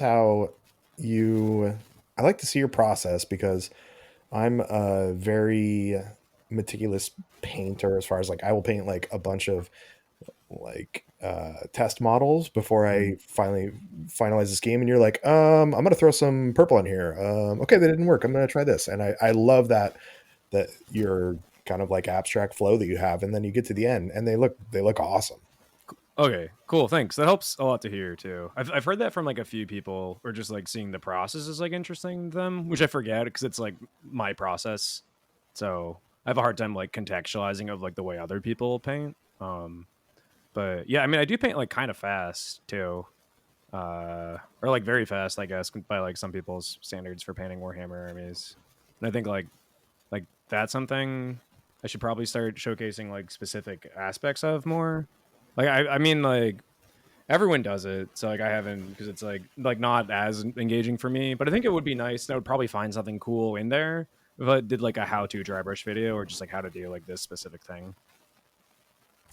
Yeah, I like I said, I like your process, and as you're going through it, I'm like, I've seen the thumbnail, I see where he's going, but how the hell is he going to get there? Right. And then it comes together, and they look amazing.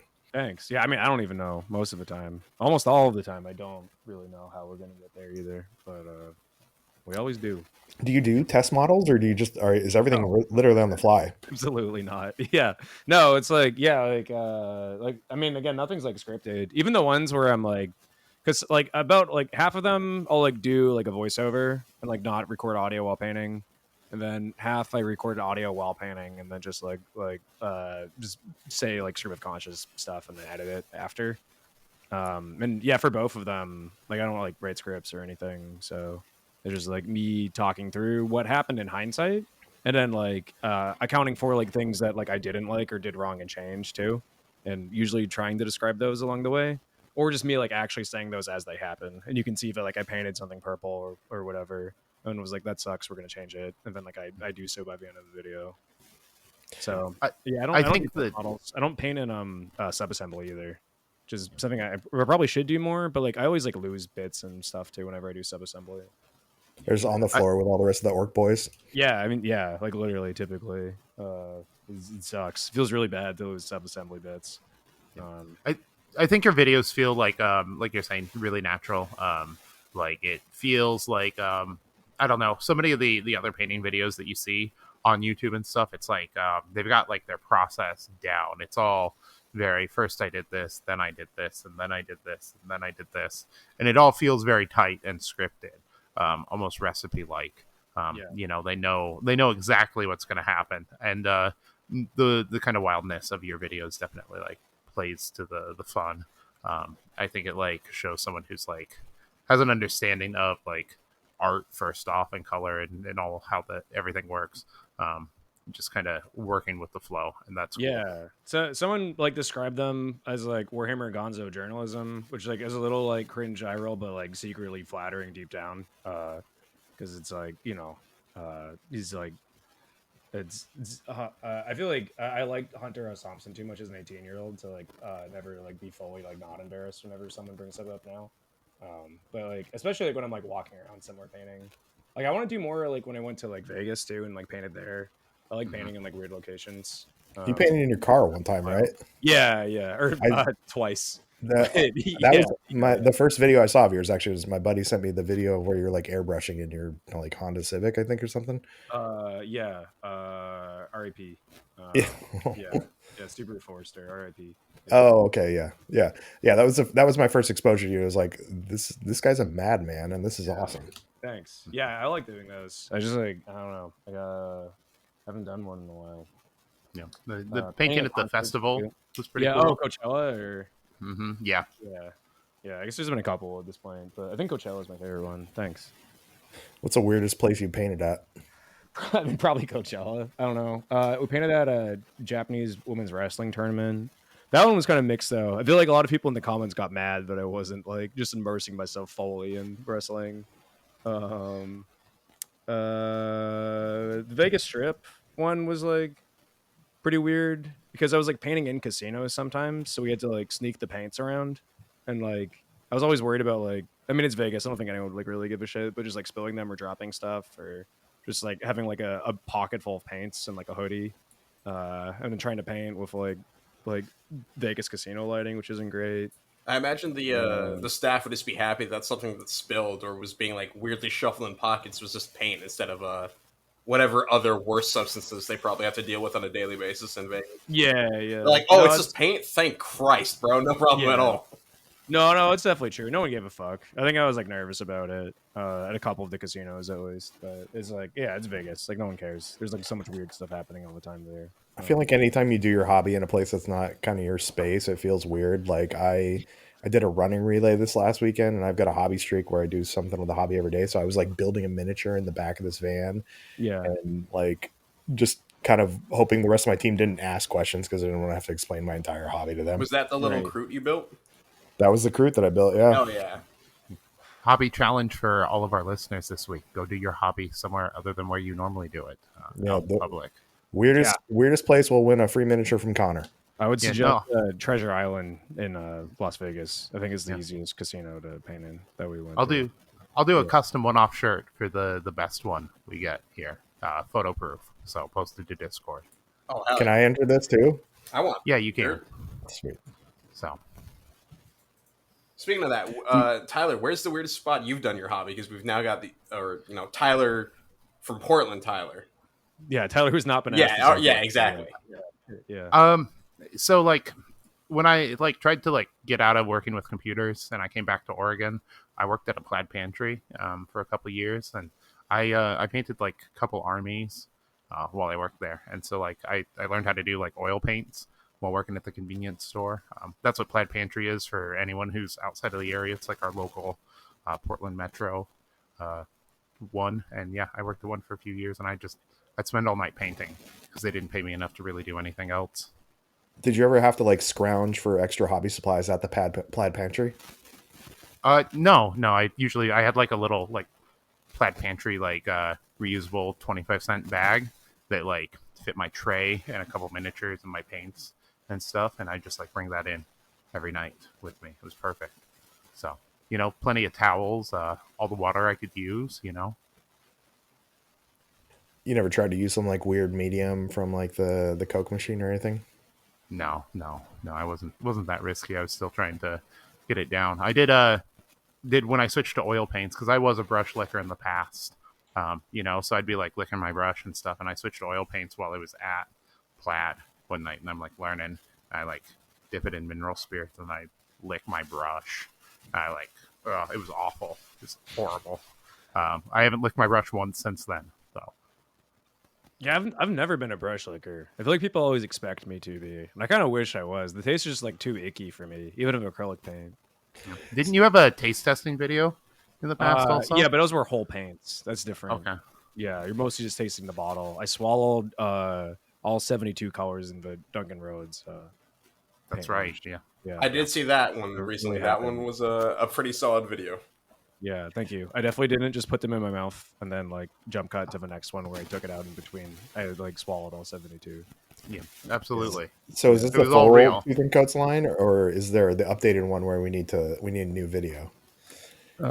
He put out like a second and third generation of those too. Probably. If he sends them to me, Duncan, if you're listening to this and you want to send me those paints, I will eat them on camera for you. All right, Duncan. Duncan. Duncan listens every week. He's really on this podcast. We got to get this to Duncan, and then we can do it as a CritCon exclusive event. The cast and Tyler try all the paint flavors. No, Tyler, you want to swallow plastic? yeah, I mean, like we'll swallow plastic. Not that there's not going to be 10 million things going on. I'm sure we can find time for this. Find time for tasting all of the paints. I will make time to drink paint. Okay. Now, selfish question actually for myself. So, Tyler Russo, you're in LA, right? Oh yeah. Okay, so I am next weekend going down there for a sporting event at SoFi Stadium, and so I'm going to be in like Inglewood. Yeah. Thanks for the invite, Chuck. Yeah, well, Connor, name the 2 teams that are playing, and you can come. Portland Timberwolves, I'm begging, and the Sonics. Wait, no, that's okay. That's a basketball team, and I think you said Timberwolves. No, it's Manchester United and Arsenal. Oh, so Old Trafford, SoFi.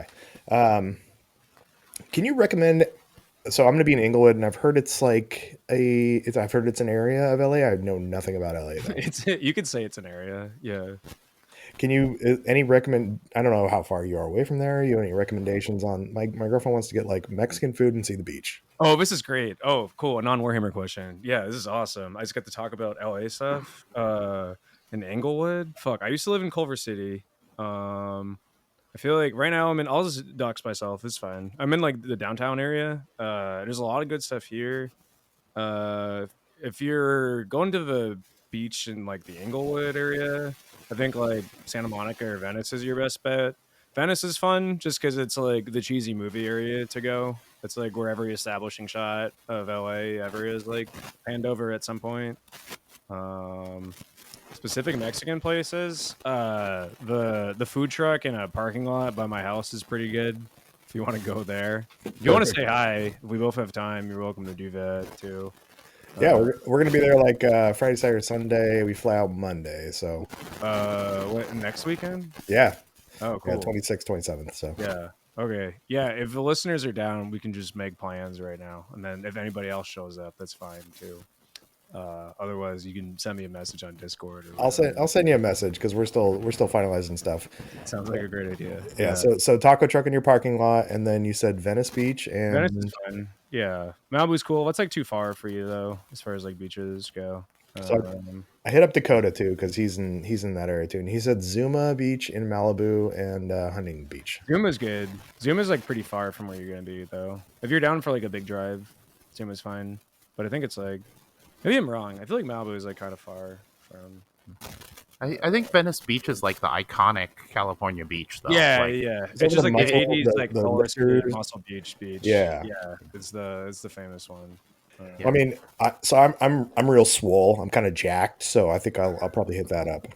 Nice. Why are you laughing? Yeah. That's how I describe you. Definitely like super swole.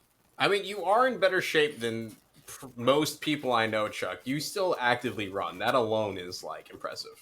Yeah, I do, but the only thing that's swollen is my head. So it's like a giant noggin. Do you have any other LA stuff you're trying to do? We got a lot of good game stores if you have time for that. Is there? So I'm kind of bummed actually because I think like most of the LA people are going to be the Kill Team people. At least are going to be in San Diego because there's Jimmy Kelly's putting on a tournament in San Diego for the USA team that's going to like I don't know Europe to go play Kill Team or something. So everybody's going to be out of town the week I'm actually going to be in LA. Yeah, I don't know the LA Kill Team community that well outside of like friends and people I met at that one tournament I went to. But yeah, Geeky Tees is an incredible store. It's in Burbank. They just moved locations recently. It's like do you guys know like Fry's Electronics? Oh god, I love Fry's. Yeah, it's like the Fry's Electronics of like game stores. It's like everything's like very well like themed and decorated. They've got like movie grade props everywhere that feel like they're from like 80s and 90s movies. It's like huge too. It's like a whole like warehouse. It's very cool. I would recommend that for sure. If I could hire an architect to like do my future house, it'd definitely be like whoever did all the Fry's stores, Yeah. Good theming on those. Yeah. Yeah, that's a cool store. I think, yeah, if you're gonna go to like one game store in LA, that's the one I would recommend. You said Geeky Tees? Geeky Tees, yeah. Geeky Tees. Geeky Okay, Tees, cool. yeah. And now another question you may not be able to help with as much, but my buddy he's driving up from Phoenix and he's going to meet us there. We want to golf on Sunday. Can you recommend like a municipal golf course in that area? Absolutely not.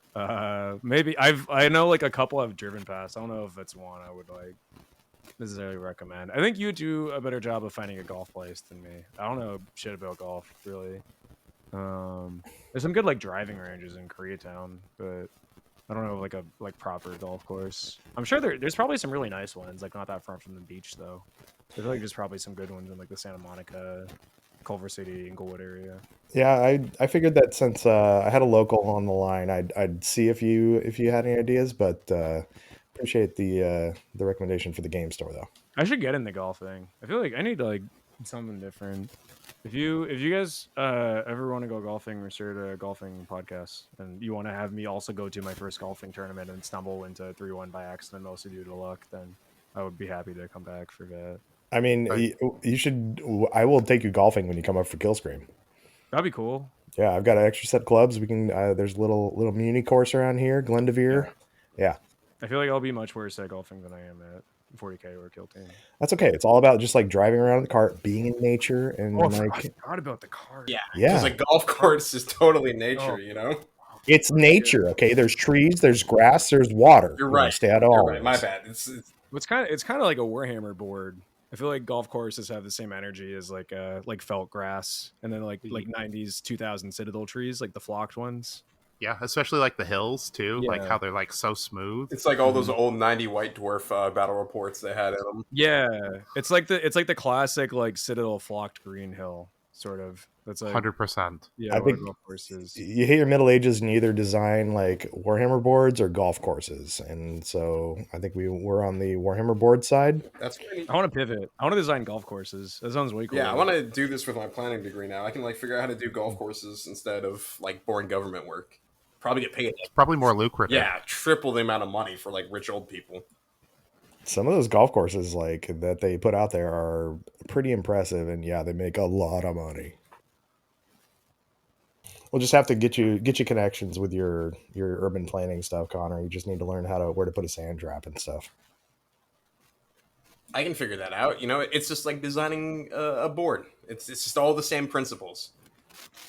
Yeah, you can probably break down the mechanics of golfing into like Warhammer metaphors too, right? Over like like difficult terrain and like obscuring or whatever. Yeah, like I'm sure there's a way we could make this into the most niche of two hobbies discussion ever.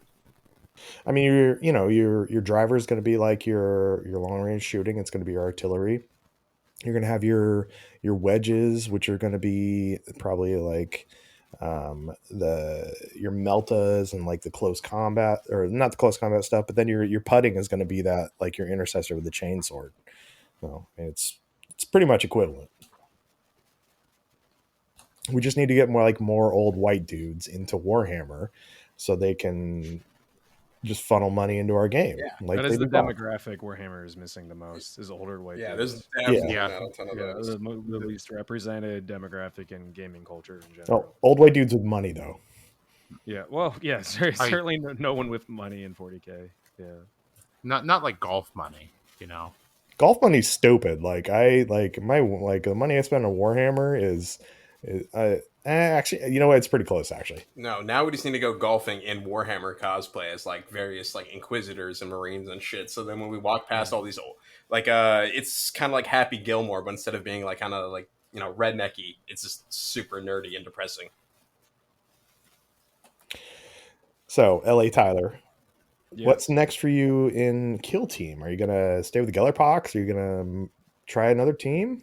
You gonna stick probably. with it? I like playing the Gellerpox a lot. I feel like if I was trying to grind tournaments, I would keep playing them. I feel like I played the one and I was like, oh, I get this now. It's like the same but different, and I feel like less motivated to do that.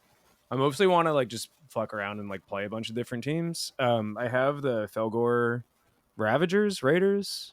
Yeah. You guys know. Yeah. I like those models a lot, so I'm gonna paint them.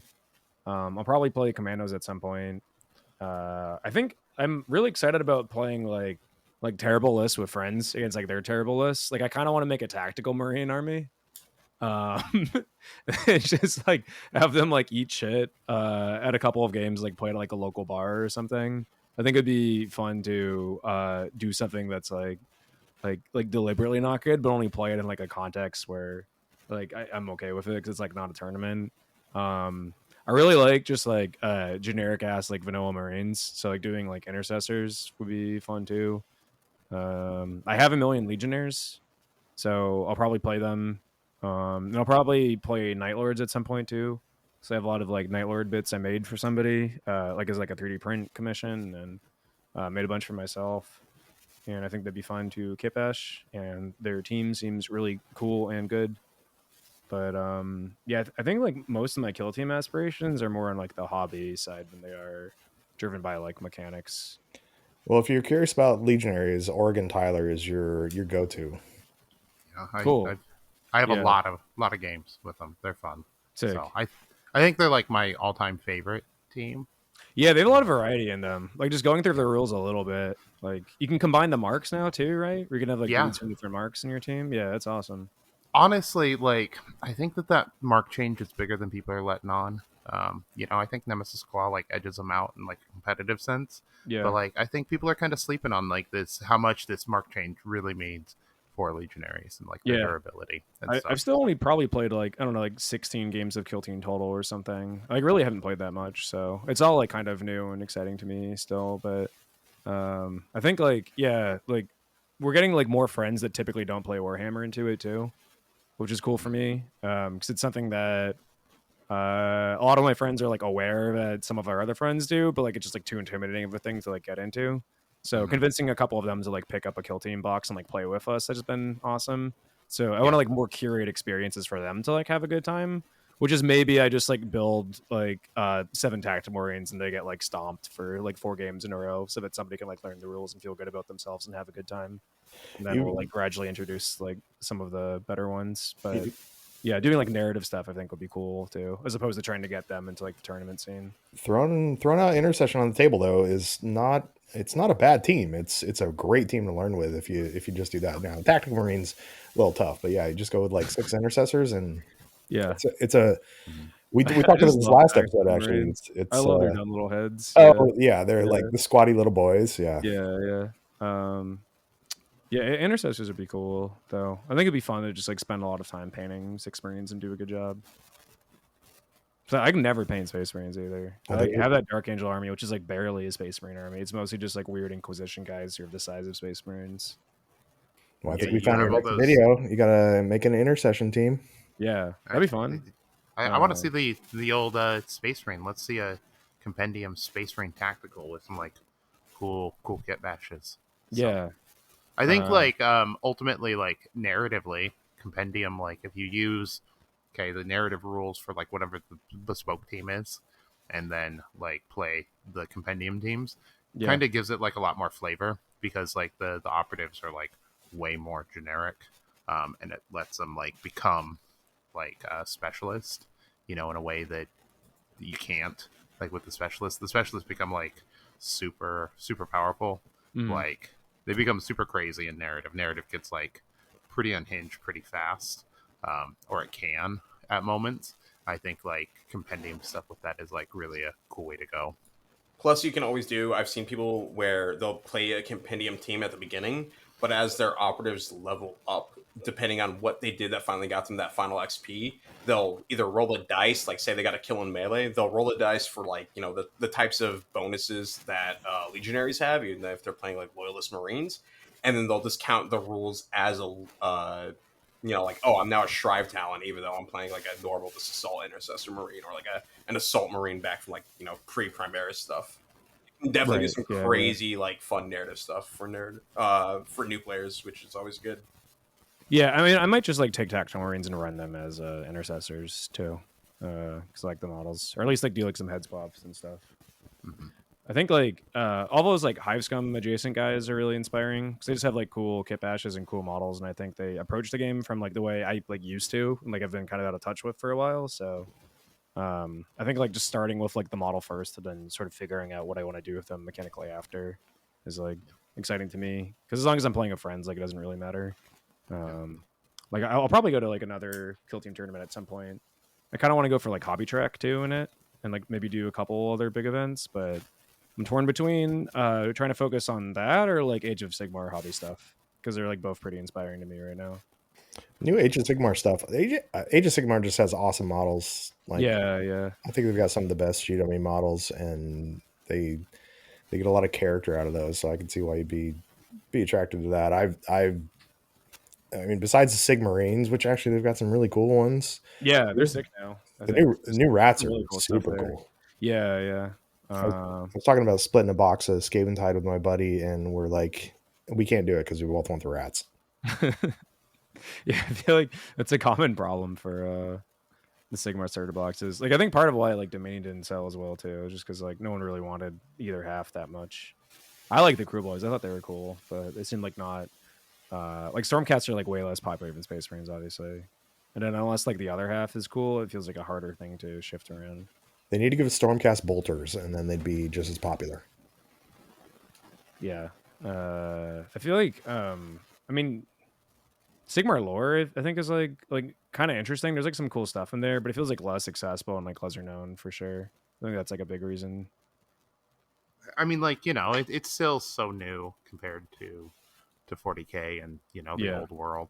Like, you figure, like, at the point most of us were engaging with it, there was 10 years of, like, obscure lore from, like, books and, you know, codexes and different editions and stuff like that at minimum, you know? Yeah. I mean, we are approaching a point where Sigmar's been around for about 10 years too now, though.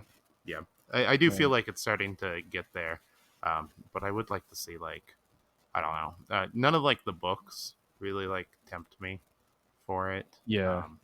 Every time I like look at one, I'm like, oh, it's a character-driven novel about like a major character, you know, rather than just like some rando.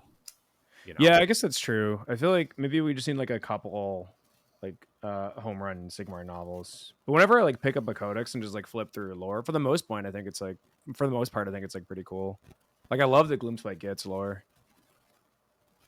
Are you big good world building in there? Are you big into the lore then on the AOS side or even the 40K side? Do you read a lot of books? No, I mean for 40K, I'm like really into lore. Mostly, I mean like mostly just through. I'm like air quotes like into lore because like most of my knowledge of 40K lore comes from codexes or like just like reading about other people's accounts of novels. I've like read like a good handful of Black Library novels, but I know so many people who've just read like an insane amount of the catalog, but I feel like I'm nowhere close to that. Like I've probably read maybe like 13 Black Library novels in my lifetime, which is like not that many considering how long I've been playing. So like yeah, like I like the like Black Library stuff and like 40K lore, but I'm definitely not like a lore head compared to some other people I know. What was your favorite read? I really like Nate Crowley's Gazgul Thraka Prophet of the Wog book, which is a biased answer because you know it works, but I think like it's just like that one. And then Brutal but Cunning get brought up the most for works, and I think Brutal but Cunning gets brought up like significantly more. That book, like, no shade to like Mike Brooks, he's like a good writer, but I think like the Gazgul book like feels like it just hit like something emotionally for me a lot more. It felt like reading like a novel, and I feel like Brutal but Cunning sometimes feels a bit like slapsticky and like sort of like it's winking at you, and like it was made for like a sort of like Reddit based orc audience, if you know what I mean. Yeah, just, like some of the jokes feel like a little like it was like hard for me to like stomach. But yeah, the Gazgul book is just like so solid. I think it's like incredibly well written and like very satisfying. That's like everything I like about orcs. So Kill Team Cascadia has a book club, and we actually read Brutal Cunning for the book club. And now that you say it, that like the way you say it, that it's made for the Reddit crowd and it's kind of slapsticky, that makes total sense because I didn't really enjoy it that much. My favorite part was the AdMech getting crushed because Connor loves the AdMech. Yeah, but so do you think that I should go read the Gazgul book? Yeah, then? The Gazgul audiobook is great too. I think the production on that one is like really solid. It gets better as it goes on too. I feel like it's like very satisfying like audiobook to listen to while painting. So I feel like that was one of my issues with the Bruckheimer book too, was that is it that like kind of, is the Gaskell book still kind of that Cockney, like orcish sounding book? Yeah, it is, but I think like tonally, it just like feels better to me. Like it feels like a more successful understanding of what an orc is from the perspective of why I like them, than Brutal Book Hunting. And like I feel like I don't know, I don't want to like talk shit on it because it's like it's fine as like a novel, but I feel like the sensibilities of Brutal But Cunning do not appeal to me as much as the Gaskell one does. We're like, sure, we're still like Cockney, but I feel like Brutal But Cunning has like purple orc energy to it. You know what I mean? It's like, Yeah, it's absolutely. sort of like a caricature about like of like what orcs are, but like makes me roll my eyes and feels like not why I like Orcs them. are so And then random. They can teleport onto a Titan and kill it. There's two yeah, guys. yeah. And I feel like Gazgul does a better job of like presenting orcs from the perspective of like why I like them, which is like they feel like very funny, but not in like the way you'd like pitch to that kind of uh like purple orc guy style of comedy. It's more like grim Orca dank. Morca. Yeah, it just feels like an older orc sensibility. It feels more like Armageddon era orcs than it does like 8th edition, 9th edition orcs, which is what Brutal But Cunning is grounded in. Well, Yeah, that's I definitely like my orcs like kind of vicious. Yeah. And, like stuff like that. Like they're supposed to be like I remember like the old lore. Like a orc boy was supposed to basically be capable of taking on a space marine in hand-to-hand combat. They Yeah. just couldn't because they were stupid and like disorganized, whereas like a space marine was like a lot more finesse and trained and stuff like that. Totally. And like yeah. They could be like silly and stuff like that, but like the humor was more like us observing them being bizarre and our takes on it, like as kind of like humans, in that perspective, rather than just this being like silly wacky guys. Yeah, it's like the duality of orcs that interests me. Like they're like comic relief, but they're also like sort of vicious. And if it's just one or the other, I feel like they are less interesting to me. And Brutal But Cunning felt like it was all in on like the slapstickiness. But it's like it's more nuanced than that. I don't know. I feel like I'm not like explaining why I like Gazgul well enough, but it's like worth listening to for sure. It's my favorite Black Library novel. Well, that's I like that breakdown of it, because I was kind of disappointed because all I'd ever heard was Brutal Cunning was so good. Yeah, but it's like you got to think about like who likes it too, right? Like who is like the typical orc fan, and like what do they want out of orcs? And I think Brutal But Cunning is that for a lot of them. So, question for you: when you're at a tournament, when you wah, do you scream it? No, it's like actually like a point of contention where I feel like if like people like ask me to log at a tournament, I will like just get like really annoying and like kind of salty at them, and it's like something I'm like really sick of hearing. It's I don't log at tournaments, especially like when people like try. It feels like when you have to go to like a work birthday party, kind of. It's like a mandatory fun feel to like log. When people expect you to like be a certain kind of work player, it's like tough for me too. I remember like feeling sad when in 9th edition WOG turned over to being an activated ability as opposed to a passive one, because then everybody was going to ask me to like WOG at tournaments, so that's just like not something I'm usually in the headspace for like wanting to do at an event. And people can do that and it's fine. That's just like not something that particularly calls to you per se. Yeah, it's annoying. It feels like just like performative fun for me. I just love the idea of you standing there like where the office birthday party is the perfect analogy for that, because it's like you're standing there and they're like, you're gonna sing for Jeff, right? It's his birthday. You're like, I don't want to sing for Jeff. Yeah. Or like sometimes I'll say like, oh, I'm gonna like call the log now. And they're like, you're gonna what? That's like that one's that like everybody does, and it's just like very like when a waiter is trying to like banter with you, you're like just like not on their level or like comedically not aligned. and I feel like people try and use it as an icebreaker, and it usually just makes me feel kind of weird and bad. Yeah, no, I don't say WoG at tournaments usually. I love it. It's fine if you're like a classic like shorts and winter bearded orc guy and you love screaming WoG at the top of your lungs, like that's fine. But it's just I feel like I'm just like kind of always talking this way in most contexts, and that it applies to when it's my turn to say WoG in a tournament too. Sometimes if I'm having like a good time, I'll like do it, but it's usually like amongst friends, or I'll do like a metal voice, like a kind of like black metal scream WoG. Can you do the WoG for us? No. Okay. Sorry. That's You asshole. Yeah. Come on, I had to. You calling what? Yeah. Yeah. No. No, I've walked through the 40K halls before after kill team tournaments, and just like you hear the scream from across the way, and you're like, oh, okay, all right, right. Yeah. There's your player. Yeah, and it's fun. I kind of like when other people do it. It's just like not something I feel like I get that much out of doing myself. Do you like get a little bit of like just like contact WoG high from when someone else WoGs? Yeah, because it's I can tell that they love orcs and they're like really stoked about like playing in that moment, and that's why it feels good. It's like, oh, that guy likes orcs a lot. Like that's cool to me. I wonder how many people are out there though, like yourself, that are like they're WoGing because they've been coerced into WoGing.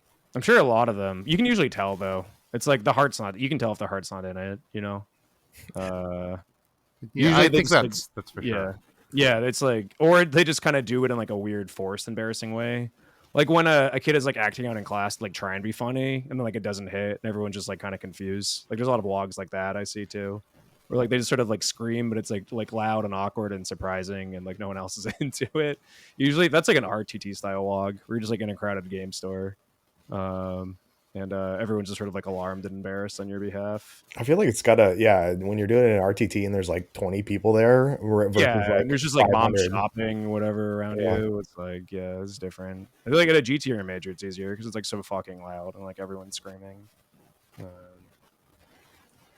Cool. Well, what's up next for you? Do you have any tournaments coming up, or?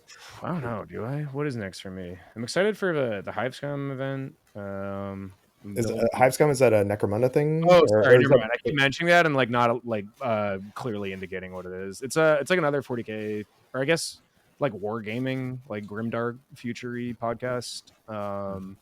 And they run like events sometimes too. Like they've hosted like a few more time events, which I've missed, but this one is like I forget who, like one of the guys from that group like flushed out a narrative for a planet, and we all have to make like I think 600 point armies using the Grimdark Future rules for like what our army is, and we have to write like a background and narrative too, and like kit bash them, and it's all like sort of Mad Max themed around like speeders and stuff. It's like lots of bikes and land speeders and jet bikes, and it's like going with orcs for that. What's up? You going with orcs for that? Yeah, I'm doing orcs and AdMech because the premise of the event is like everyone's stranded on a planet where there's like no real way out, and it's not really like factions are being teleported. It's like individual guys are like brought there through the warp. So there's like strange pairings of like factions that would normally not work together, or maybe would in the lore, but like wouldn't mechanically in the game. So I have like a orc mech boy and a tech priest that are like working together to repair dreadnoughts. So it's like those two, and then like some like half Imperial tech, half like orc dreadnoughts through like a kind of like rogue engineer who's like willing to work with this mech boy because like his methods are like really intriguing to him. The best and part, he's a bit of a bad boy within the mechanical. No, that's sick. I love that. And the best part is that I think there is at least one like in canon example of that where a tech priest got like stranded on the space station for a super long time, and Orc showed up at one point and he's like, well, fuck it, I need stuff to build like servitors out of, so he just ended up teaming up with like one of the smarter orcs to make like orc servitors. And when the actual Mechanicum got there, they were pretty pissed off at him.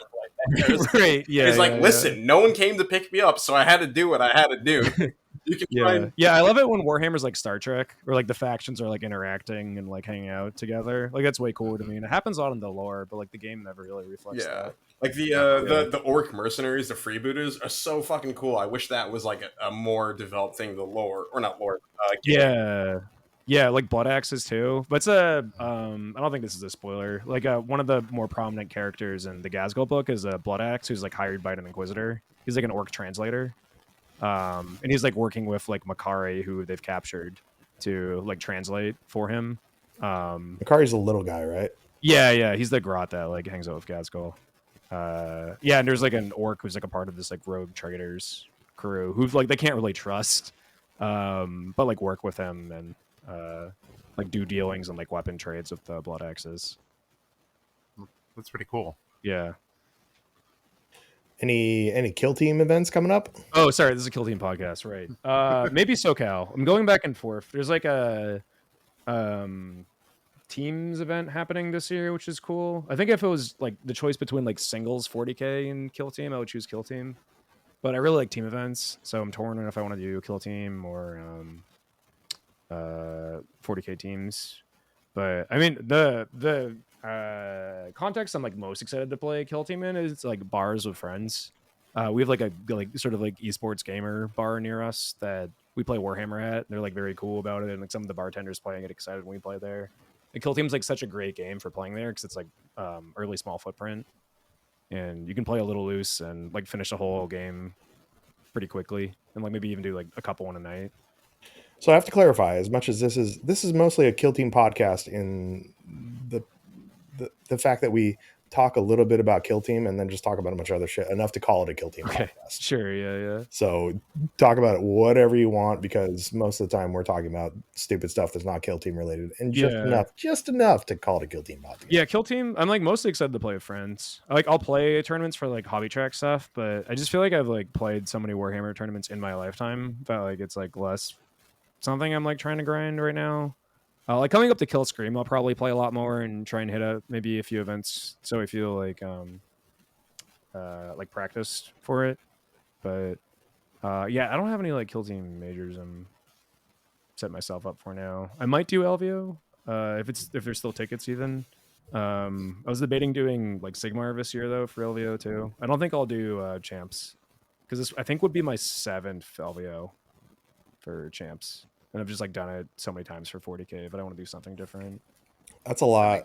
Yeah. Isn't like, what is it, like 6 to 8 games or something over 3 days? It's 6 games, yeah. I mean, that's fine. Like yeah, it's like if you make top cut, it's 8 or 9, but yeah, most people do 6.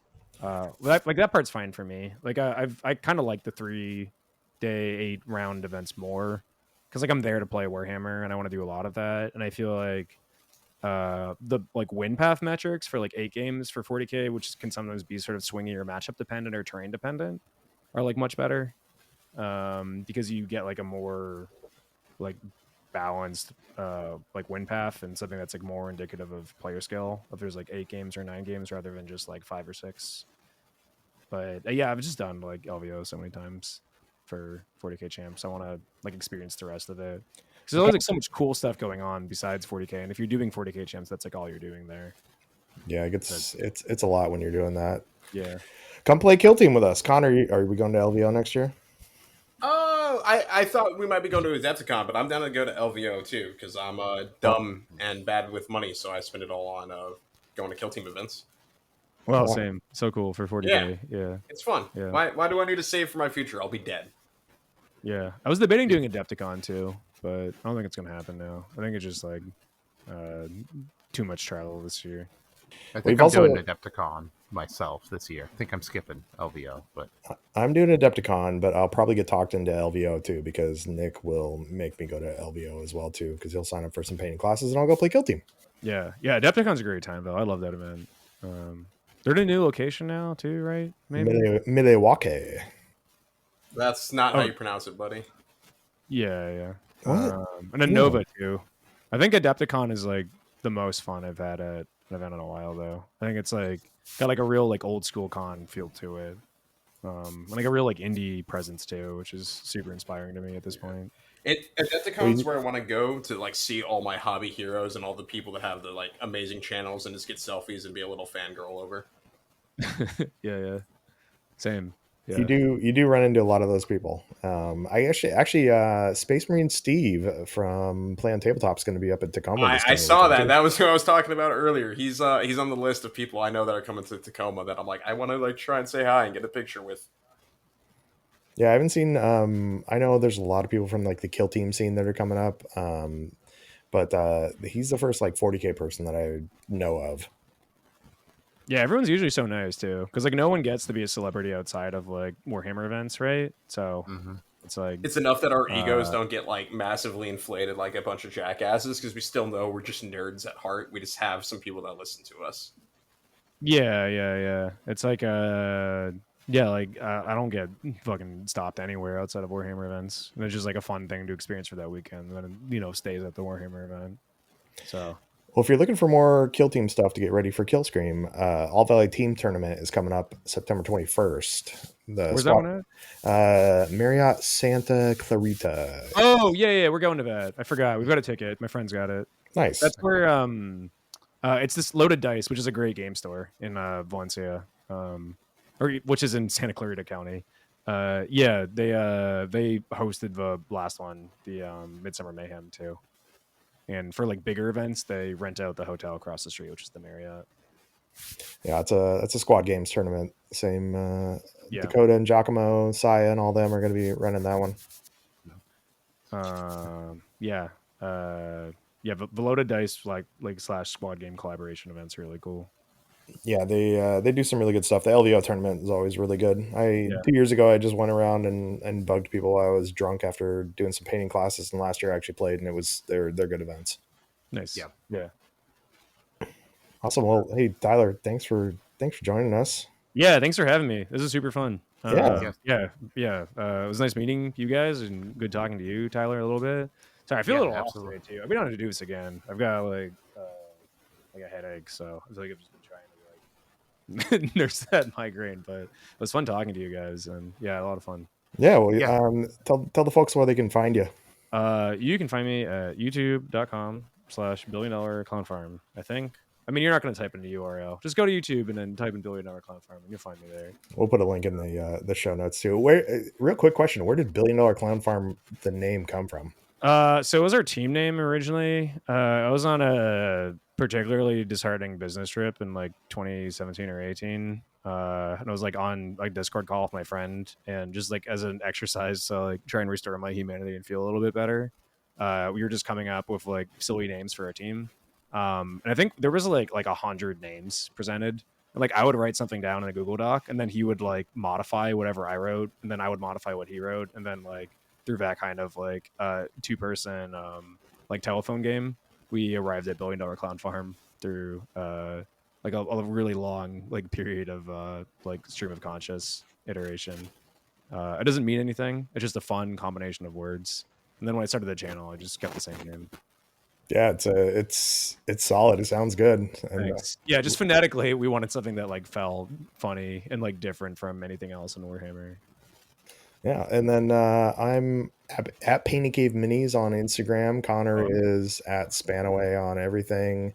Tyler Johnson is at Lowbrow Minis, and diceaurora.bigcartel.com. Are you, Tyler, you bringing some new shirts back, or are you going to repost some shirts, sounds like? Yeah, the Legalized Drugs and Murder shirt's going to be coming back for a few more. I just need to, I'm just a guy making shirts, and I can't front load a whole lot of money on them because I don't really make much money off of them. So those are going to come back and hopefully get a few more orders on those. And beginning next month, we'll see the new design go live. And then we also, cascadiatabletop.com is where you can get tickets for Killscream 3. That's where, Tyler Russo, you can get your Killscream 3 ticket there. Oh, I should do that now or soon. And soon it'll be updated with the new logos that Connor's fiance helped us with. Yep. I got those Sunday, but I had to work Sunday night and last night, so hopefully I'll get a chance to tinkle with the website soon. Hell yeah. We're very excited to show those to everyone, and if we don't get them updated this weekend, sorry, we've kind of got a big thing going on that we're very excited for. Yeah, Connor and Tyler Johnson, I will see both of you in Tacoma in like 4 days. You guys, when are you guys heading up anyways? I'm going up on Thursday. I'll be there, be hanging around Friday. I'll be up there Thursday night, or Thursday afternoon. I'm still waiting for a little bit of a direction on what's going on. So awesome. And Connor, you just live up there, Yeah, right? I'm like 30, 40 minutes away. I'll be there probably Friday. I'm coming with some of the Kitsap guys down. We'll be there for the Friday hangout, which will be very exciting. And I know a couple of them are doing like the combat patrol tournament, so I'm like half debating if I want to stay till 11:30 to do that. But Tyler probably convinced me if I want to do well at Tacoma for Kill Team, probably shouldn't spend half my brain power the night beforehand. absolutely not. And you're gonna miss the hangout and getting your cat shirt and all that stuff. I do got to get that cat shirt. Tyler posted the photos, and they look sick. Yep.